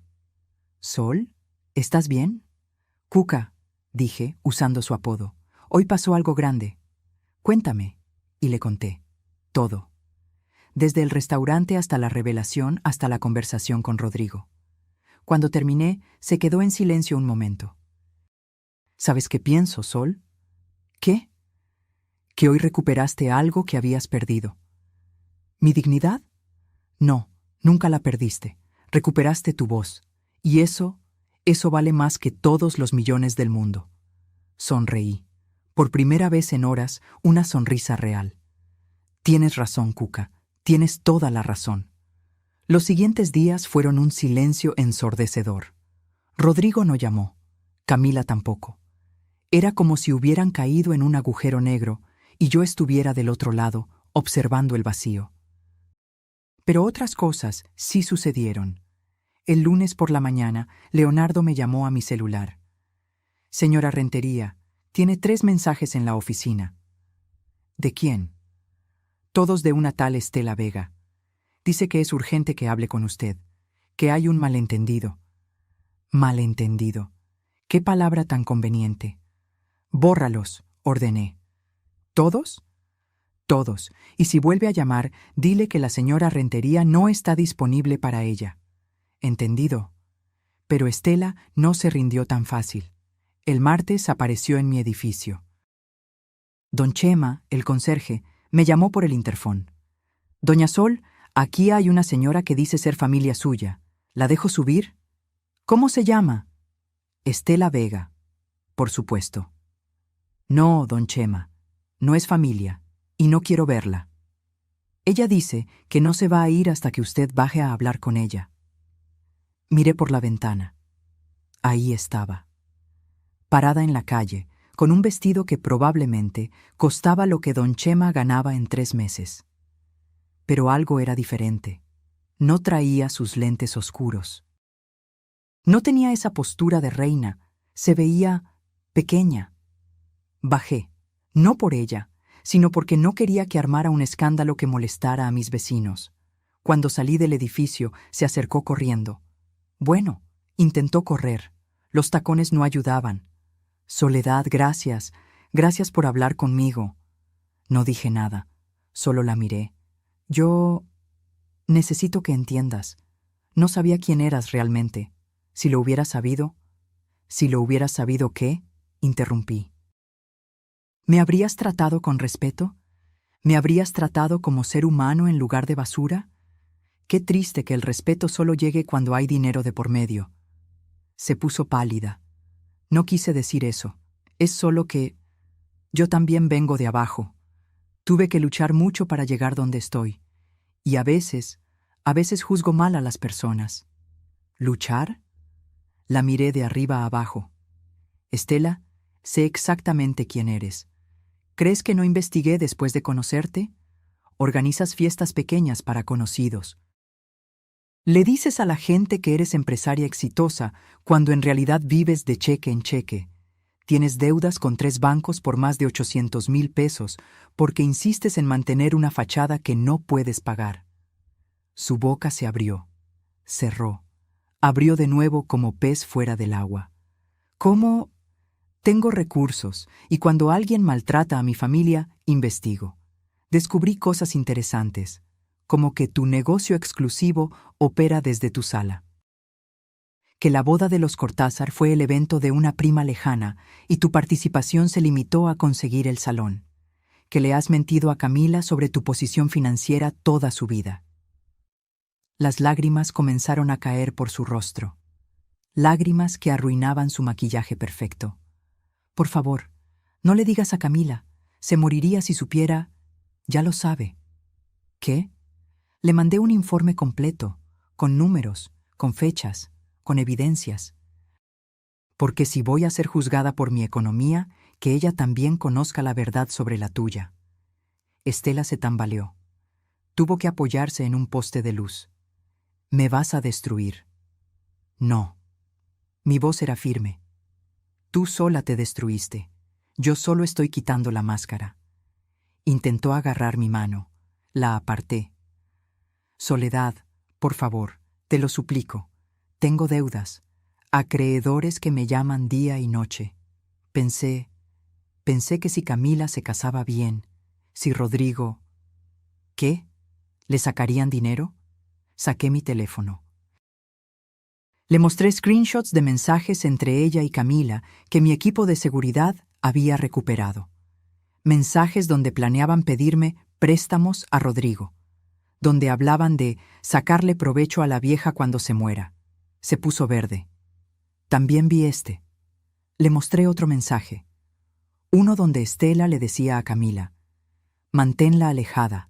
Entre más sola se sienta, más rápido se morirá y Rodrigo heredará. El silencio que siguió fue absoluto. Los ojos de Estela se llenaron de terror puro. Yo no lo decía en serio. Era frustración. Nunca haría... Vete de mi edificio, Estela. Mi voz era hielo. Antes de que llame a la policía. Por favor, solo escucha. Don Chema, llamé. El conserje salió inmediatamente. Si esta señora vuelve a aparecer aquí, llamas a las autoridades. ¿Entendido? Sí, doña Sol. Estela retrocedió, tambaleándose, llorando, Pero ya no sentía lástima por ella, solo cansancio. Una última cosa, le dije antes de que se fuera. Esos 6 meses de prohibición en mis restaurantes ahora son permanentes, para ti y para Camila. Nunca más volverán a pisar ninguno de mis establecimientos. Se alejó corriendo. Bueno, intentándolo. Los tacones la traicionaron y casi cae, pero siguió, desapareciendo en la esquina como la sombra que siempre fue. Subí a mi departamento. Me serví un té de manzanilla. Me senté en mi sillón favorito. El teléfono sonó. Rodrigo. Esta vez contesté. Mamá, dime. Camila me mostró los mensajes. Los que le mandaste. Ajá. Estoy en shock. No puedo creer que mi suegra y mi esposa, que planearan. No podía terminar la frase. Créelo, Rodrigo, porque es real. Escuché cómo lloraba del otro lado. Me voy a divorciar. No dije nada. No sé si quiero que lo sepas porque crees que te debo algo o porque genuinamente creo que es lo correcto, pero me voy a divorciar. Camila mostró su verdadero rostro cuando supo del dinero. Intentó ser dulce de repente, pedirme perdón, decir que todo había sido malentendido. Pero yo vi esos mensajes, mamá. Vi lo que realmente pensaba de ti, de mí, de nuestra familia. ¿Y Emilia? Voy a pelear por la custodia. Camila no es mala madre, pero no quiero que mi hija crezca aprendiendo que está bien usar a las personas, que el dinero define el valor humano. Sentí algo aflojarse en mi pecho, no alivio, sino esperanza. Rodrigo, ¿sí? Ese es el primer paso, pero solo el primero. Tienes que trabajar en ti. ¿En por qué permitiste que llegaran tan lejos? ¿En por qué elegiste quedarte callado cuando debiste hablar? Lo sé, ya hice cita con un terapeuta. Primera sesión el viernes. Eso me sorprendió, en la buena forma. Me alegra escuchar eso, hijo. ¿Puedo verte? ¿Llevar a Emilia? Tiene casi 4 meses y apenas la conoces bien. Porque Camila siempre... Sí, dije antes de que terminara. Pero en un lugar neutral, en el Parque Hundido, el sábado a las 11. Ahí estaré. Mamá, gracias. Por no rendirte conmigo, por darme esta oportunidad. Los hijos pueden decepcionarnos, Rodrigo, pero el amor de madre es necio, sigue existiendo a pesar de todo. Colgamos. Me quedé mirando el techo de mi departamento, las grietas que nunca arreglé, el yeso descascarado en una esquina, la mancha de humedad cerca de la ventana. Podría mudarme, comprar un penthouse en Polanco, vivir con lujos, pero no. Este departamento era mi ancla, mi recordatorio, de que el valor de una persona no está en las paredes que la rodean, sino en el corazón que late dentro de ellas.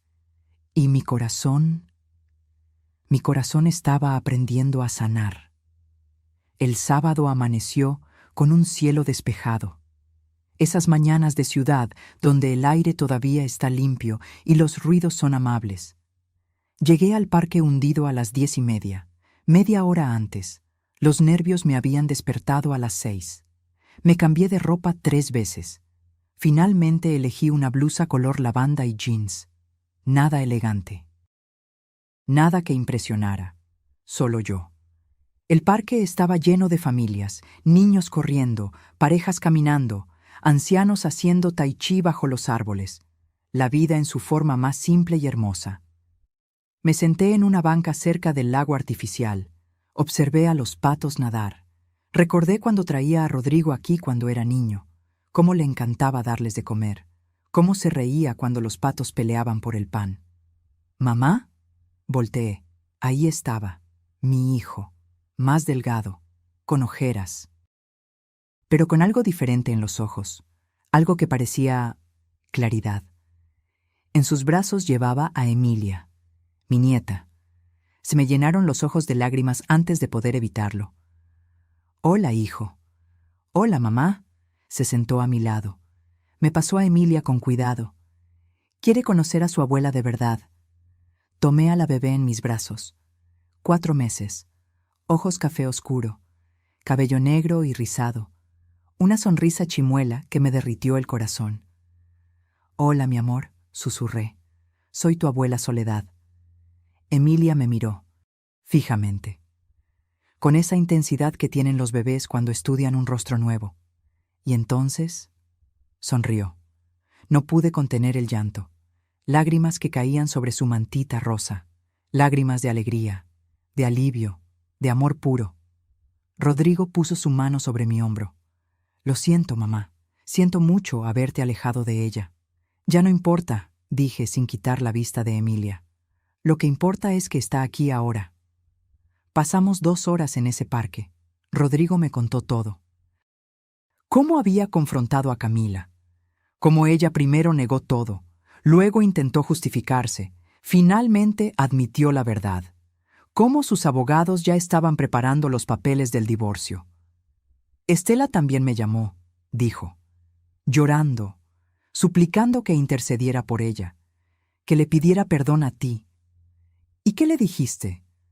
«Que mi madre no le debe nada a nadie, que ella cavó su propia tumba, que nunca más quiero verla cerca de mi familia». Familia. Esa palabra sonaba diferente ahora. «¿Cómo está Camila con todo esto?» Rodrigo suspiró. «Enojada, dice que exageraste, que Estela solo estaba bromeando con esos mensajes, que no fue para tanto». «Por supuesto que dice eso. Pero yo vi tu cara ese día en el restaurante, mamá. Vi cómo te apartó el plato, cómo te humilló, y me quedé callado como un idiota». Se talló los ojos. «Eso no fue no tan grave, fue cruel, y yo lo permití». Emilia comenzó a hacer ruiditos, esos sonidos de bebé que no significan nada y lo significan todo. «Rodrigo, mírame». Me miró. «No te voy a mentir. Me dolió mucho. Pero también entiendo que estabas en una posición difícil, atrapado entre 2 mujeres que amas. Pero debí elegirte a ti, siempre. No se trata de elegirme a mí sobre ella. Se trata de elegir hacer lo correcto sobre mantener la paz falsa. Se trata de defender a cualquier persona que esté siendo maltratada, sea tu madre o un extraño en la calle». Asintió lentamente. El terapeuta me dijo algo parecido. Que desarrollé un patrón de evitar conflictos a toda costa, que prefiero quedarme callado aunque vea injusticias. ¿Y qué más te dijo? Que tengo mucho trabajo que hacer, en mí mismo, en cómo me relaciono, en poner límites saludables. Hizo una pausa. También me dijo que es probable que inconscientemente eligiera a Camila porque me permitía seguir siendo ese niño que evita problemas. Alguien que tomara decisiones por mí. Eso me sorprendió. Mi hijo hablando con esa honestidad brutal. Ese nivel de autoanálisis. Me alegra que estés haciendo terapia. Debí hacerla hace años. Después de que papá murió, nunca procesé bien su muerte. Solo seguí adelante, pensando que estar bien era no hablar de ello. Emilia bostezó. Sus ojitos se cerraban. El parque, el sol, mi voz, todo la estaba arrullando. ¿Sabes qué me gustaría, mamá? ¿Qué? Empezar de nuevo, contigo, conmigo, con Emilia. Construir una relación basada en honestidad, en respeto mutuo. No en secretos ni en medias verdades. Me gustaría eso también. ¿Me contarás más sobre los restaurantes? ¿Sobre cómo construiste todo? Sí, pero no hoy. Hoy solo quiero estar con ustedes, conocer a mi nieta, respirar este aire, ser abuela. Sonrió. ¿Sabes? Nunca te había visto así, tan en paz. Miré a Emilia durmiendo en mis brazos, su respiración suave, sus manitas cerradas en puños pequeños. Porque por primera vez en años, Rodrigo, no estoy fingiendo, no estoy escondiéndome. No estoy siendo invisible para protegerme, estoy siendo yo, completamente.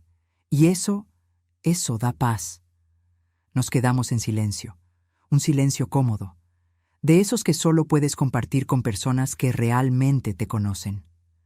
«Mamá, ¿me perdonas?», lo pensé, realmente lo pensé. «Sí, Pero el perdón no borra las cicatrices. Tendremos que trabajar para reconstruir la confianza poco a poco. Lo entiendo y lo haré, te lo prometo. Las promesas, de nuevo las promesas. Pero esta vez quise creerle. Emilia se despertó llorando. Hambre. Traje su biberón, dijo Rodrigo, sacando una bolsa térmica. ¿Puedo dárselo yo? Claro. Le di el biberón a Emilia. Verla comer, verla mirarme con esos ojos curiosos mientras tomaba su leche, sentir su peso cálido en mis brazos.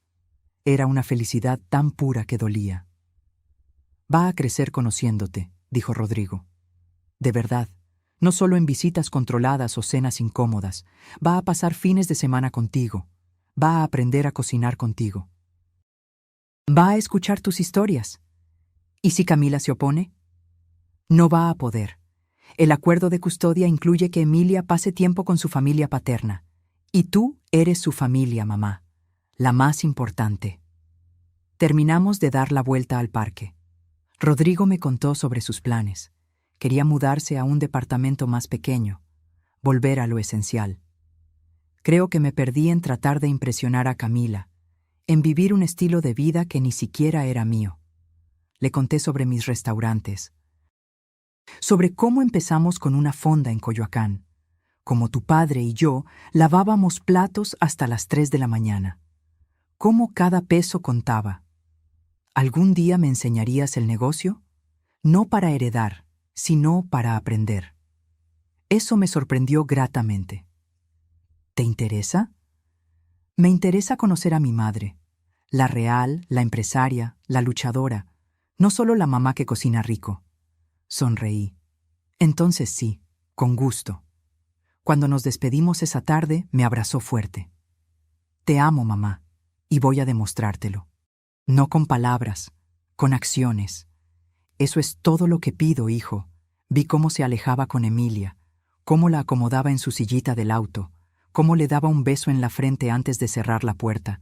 Y supe que íbamos a estar bien, no perfectos, no sin cicatrices, pero bien, 3 años después. Estoy parada en mi oficina, la real, la que nadie conocía, piso 15 de un edificio en Insurgentes Sur, ventanas de piso a techo con vista a toda la ciudad. Un escritorio de caoba que heredé de Héctor, fotos de Emilia por todas partes. Emilia ya tiene 3 años y medio, habla como cotorra, me llama Abusol, pasa los fines de semana conmigo, le encanta ayudarme a hacer tortillas, dice que de grande quiere tener restaurantes como mi abuela. Rodrigo está en terapia todavía, ya cumplió 2 años en ella, dice que es lo mejor que ha hecho por sí mismo, está saliendo con alguien nuevo, una mujer llamada Patricia, arquitecta como él, sencilla, amable. Me trajo flores la primera vez que nos conocimos y me preguntó por mi vida antes de hablar de la suya. El divorcio con Camila se finalizó hace 18 meses. Fue feo. Hubo gritos, lágrimas, intentos de manipulación, pero Rodrigo se mantuvo firme. La custodia compartida quedó 70-30 a favor de él cuando el juez vio evidencia de que Camila había intentado alienarlo de su madre. De Estela no he sabido nada directamente, pero me llegó información de que tuvo que declararse en bancarrota. Perdió su casa. Ahora vive con una hermana en Querétaro. Camila tuvo que conseguir trabajo de verdad, asistente administrativa en una empresa de eventos. Irónico.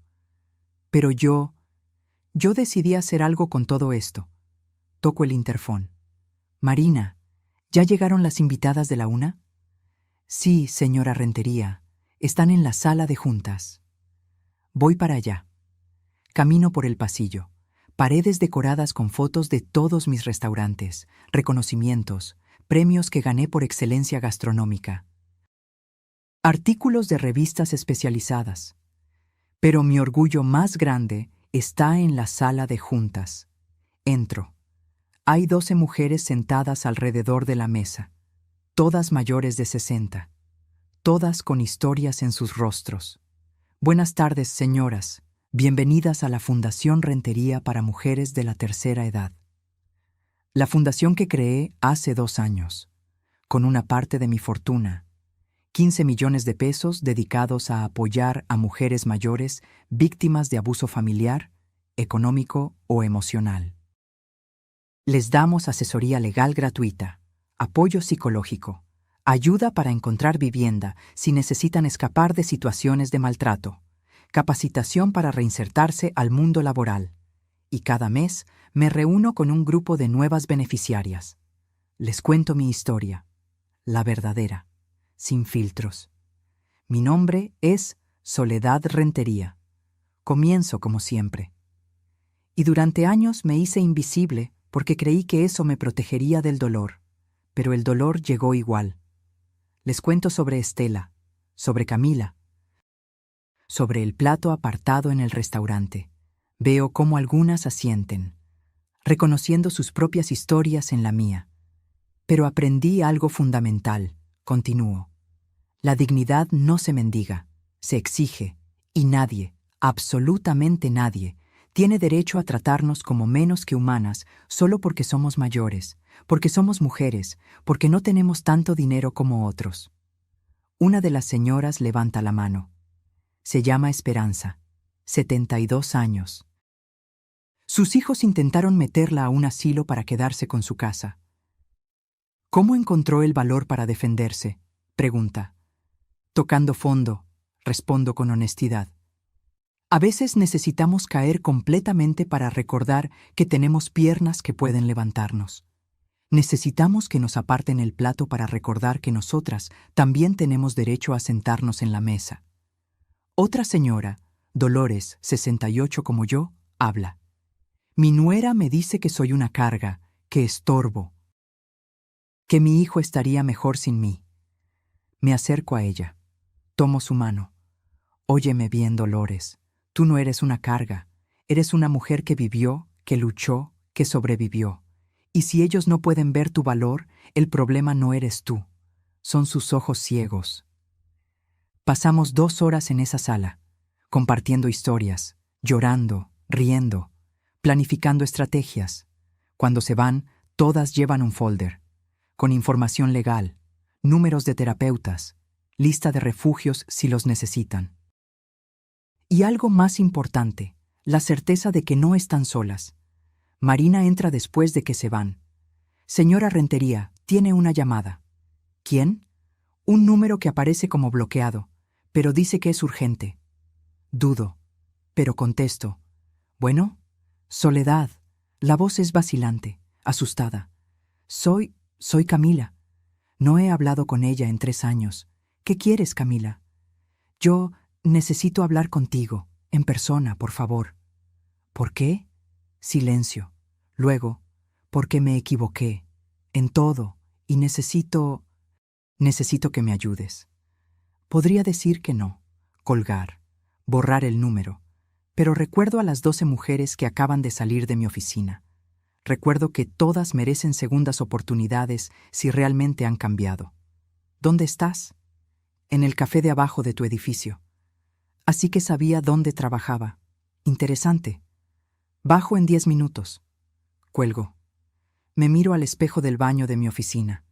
68 años me devuelven la mirada.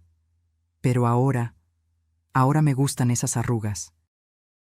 Cada una cuenta una historia, una batalla, una victoria. Bajo. Camila está en una mesa del fondo. Se ve diferente, sin maquillaje, con ropa simple, el cabello recogido en cola de caballo, más delgada, con ojeras profundas. Me siento frente a ella. Gracias por venir, dice inmediatamente. Sé que no merezco ni 5 minutos de tu tiempo. No, no los mereces, pero los tienes. Úsalos bien. Respira profundo. He estado en terapia, mucha terapia, trabajando en todo. En por qué me comporté como lo hice, en por qué seguí a mi madre ciegamente, en por qué te traté como basura. ¿Y qué descubriste? Que estaba aterrada de no ser suficiente, de que Rodrigo se diera cuenta de que yo no venía del mundo que pretendía. Mi madre me enseñó desde niña que lo más importante es parecer exitosa, aunque no lo seas, que la gente solo te respeta si creen que tienes dinero. Toma un sorbo de su café. Le tiemblan las manos. Cuando te vi con tu ropa sencilla, tu departamento modesto, tu vida simple, vi todo lo que mi madre me enseñó a despreciar, y atacarte a ti era más fácil que enfrentar mis propias inseguridades. Eso no justifica nada. Lo sé, no justifico, solo explico. Las lágrimas comienzan a caer. Perdí todo, Soledad. A Rodrigo, mi matrimonio, la relación con mi hija. Mi madre está arruinada y me culpa a mí. Y lo peor es que tenías razón en todo. No digo nada, solo espero. No vine a pedirte perdón, porque sé que no lo merezco. Vine a decirte gracias. Eso me sorprende. ¿Gracias? Por no destruirme completamente cuando pudiste. Por prohibirme de tus restaurantes solo 6 meses en lugar de para siempre como a mi madre. Por darme la oportunidad de ver quién era realmente antes de que fuera demasiado tarde. Se limpia las lágrimas con una servilleta de papel. Estoy trabajando, de verdad, ganando mi propio dinero, aprendiendo a vivir sin fachadas, y quiero que Emilia crezca conociendo a su abuela paterna, la verdadera, porque tú le puedes enseñar cosas que yo nunca podré, valores que yo no tenía. Nos quedamos en silencio. ¿Sabes qué es lo más gracioso? Dice finalmente. Que tú viviendo en ese departamento modesto eras 100 veces más rica que mi madre con toda su presunción, porque tenías algo real, algo que construiste, mientras nosotras solo teníamos humo. Termino mi café. Camila, aprecio que vinieras, que estés trabajando en ti misma, pero necesito que entiendas algo. ¿Qué? Mi relación con Emilia no depende de ti. No necesito tu permiso para ser su abuela. Rodrigo ya se aseguró de eso legalmente. Asiente. Lo sé, y me parece bien. Ella necesita gente buena en su vida. Y tú eres buena. Aunque yo no pude verlo entonces. Me levanto para irme. Soledad. Me detengo. No te estoy pidiendo que seamos familia, ni siquiera amigas. Solo quería que supieras que lo siento. De verdad. Y que voy a pasar el resto de mi vida intentando ser mejor. Para Emilia, para mí. La miro. Veo algo en sus ojos que no había visto antes. Humildad genuina. Entonces te deseo suerte, Camila. En serio. Salgo del café. Afuera, el sol de la tarde pinta todo de dorado. Camino por Insurgentes. Paso frente a uno de mis restaurantes. El Rincón de Coyoacán, donde todo empezó. Entro. El chef me saluda con una sonrisa enorme. Doña Sol, no sabíamos que vendría hoy. Solo vengo a recordar.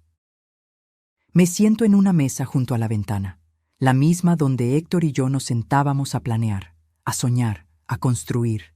Pido un café de olla, pan dulce, como lo hacíamos entonces, y mientras lo saboreo, pienso en todo el camino recorrido, las humillaciones que sobreviví, las lágrimas que derramé, el hospital donde casi me rindo, el restaurante donde finalmente dije basta. Pero también pienso en lo que vino después, la fundación, las mujeres ayudadas, la relación reconstruida con Rodrigo. Mi nieta que me llama Abu Sol y me abraza como si fuera el mejor lugar del mundo. Saco mi teléfono, abro la galería. Hay una foto de hace una semana. Emilia, Rodrigo, Patricia y yo en el parque, todos riéndonos, todos felices. Una familia, no perfecta, pero real. Le marco a Rodrigo. ¿Mamá? Hijo, ¿qué hacen este domingo? Nada en particular. ¿Por qué? Quiero que vengamos aquí, al Rincón de Coyoacán. Quiero mostrarle a Emilia dónde empezó todo, contarle la historia de sus abuelos. Enseñarle que la verdadera riqueza no está en lo que posees, sino en lo que no permites que te quiten. Escucho su sonrisa a través del teléfono. Nos encantaría, mamá. ¿A qué hora? 2 de la tarde, y traigan hambre. Voy a pedir que preparen mole, el que le gustaba a tu papá. Perfecto. Te amo, mamá. Yo también te amo, hijo. Cuelgo. Miro por la ventana, la calle llena de gente, cada persona con su propia historia, sus propias batallas, sus propias victorias pendientes. Y pienso, ¿cuántas de esas mujeres están sufriendo lo que yo sufrí? ¿Cuántas se sienten invisibles? ¿Cuántas creen que no merecen respeto porque no tienen suficiente dinero, suficiente juventud, suficiente...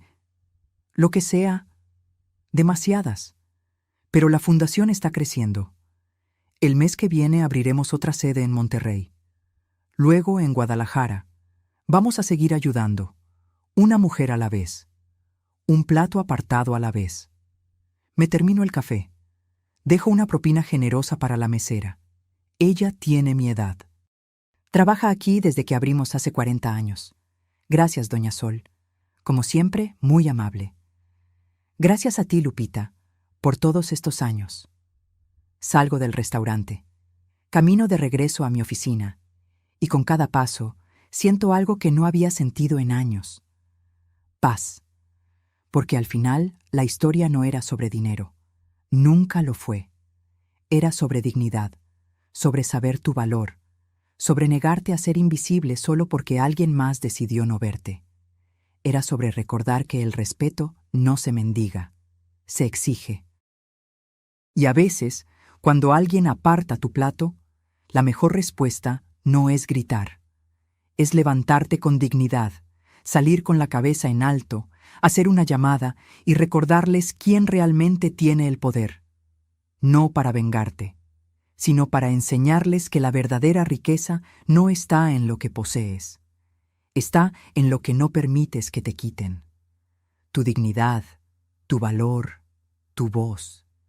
Y eso nadie te lo puede arrebatar, a menos que tú se lo permitas. Reflexión final. Si esta historia tocó tu corazón, si te identificaste con Soledad, si alguna vez has sentido que alguien te hizo invisible, déjame decirte algo. Tú vales. No por tu cuenta bancaria, no por tu edad, no por tu ropa o tu casa o tu auto. Vales porque eres humano, porque tienes historia, porque sobreviviste, y nadie, absolutamente nadie, tiene derecho a hacerte sentir menos.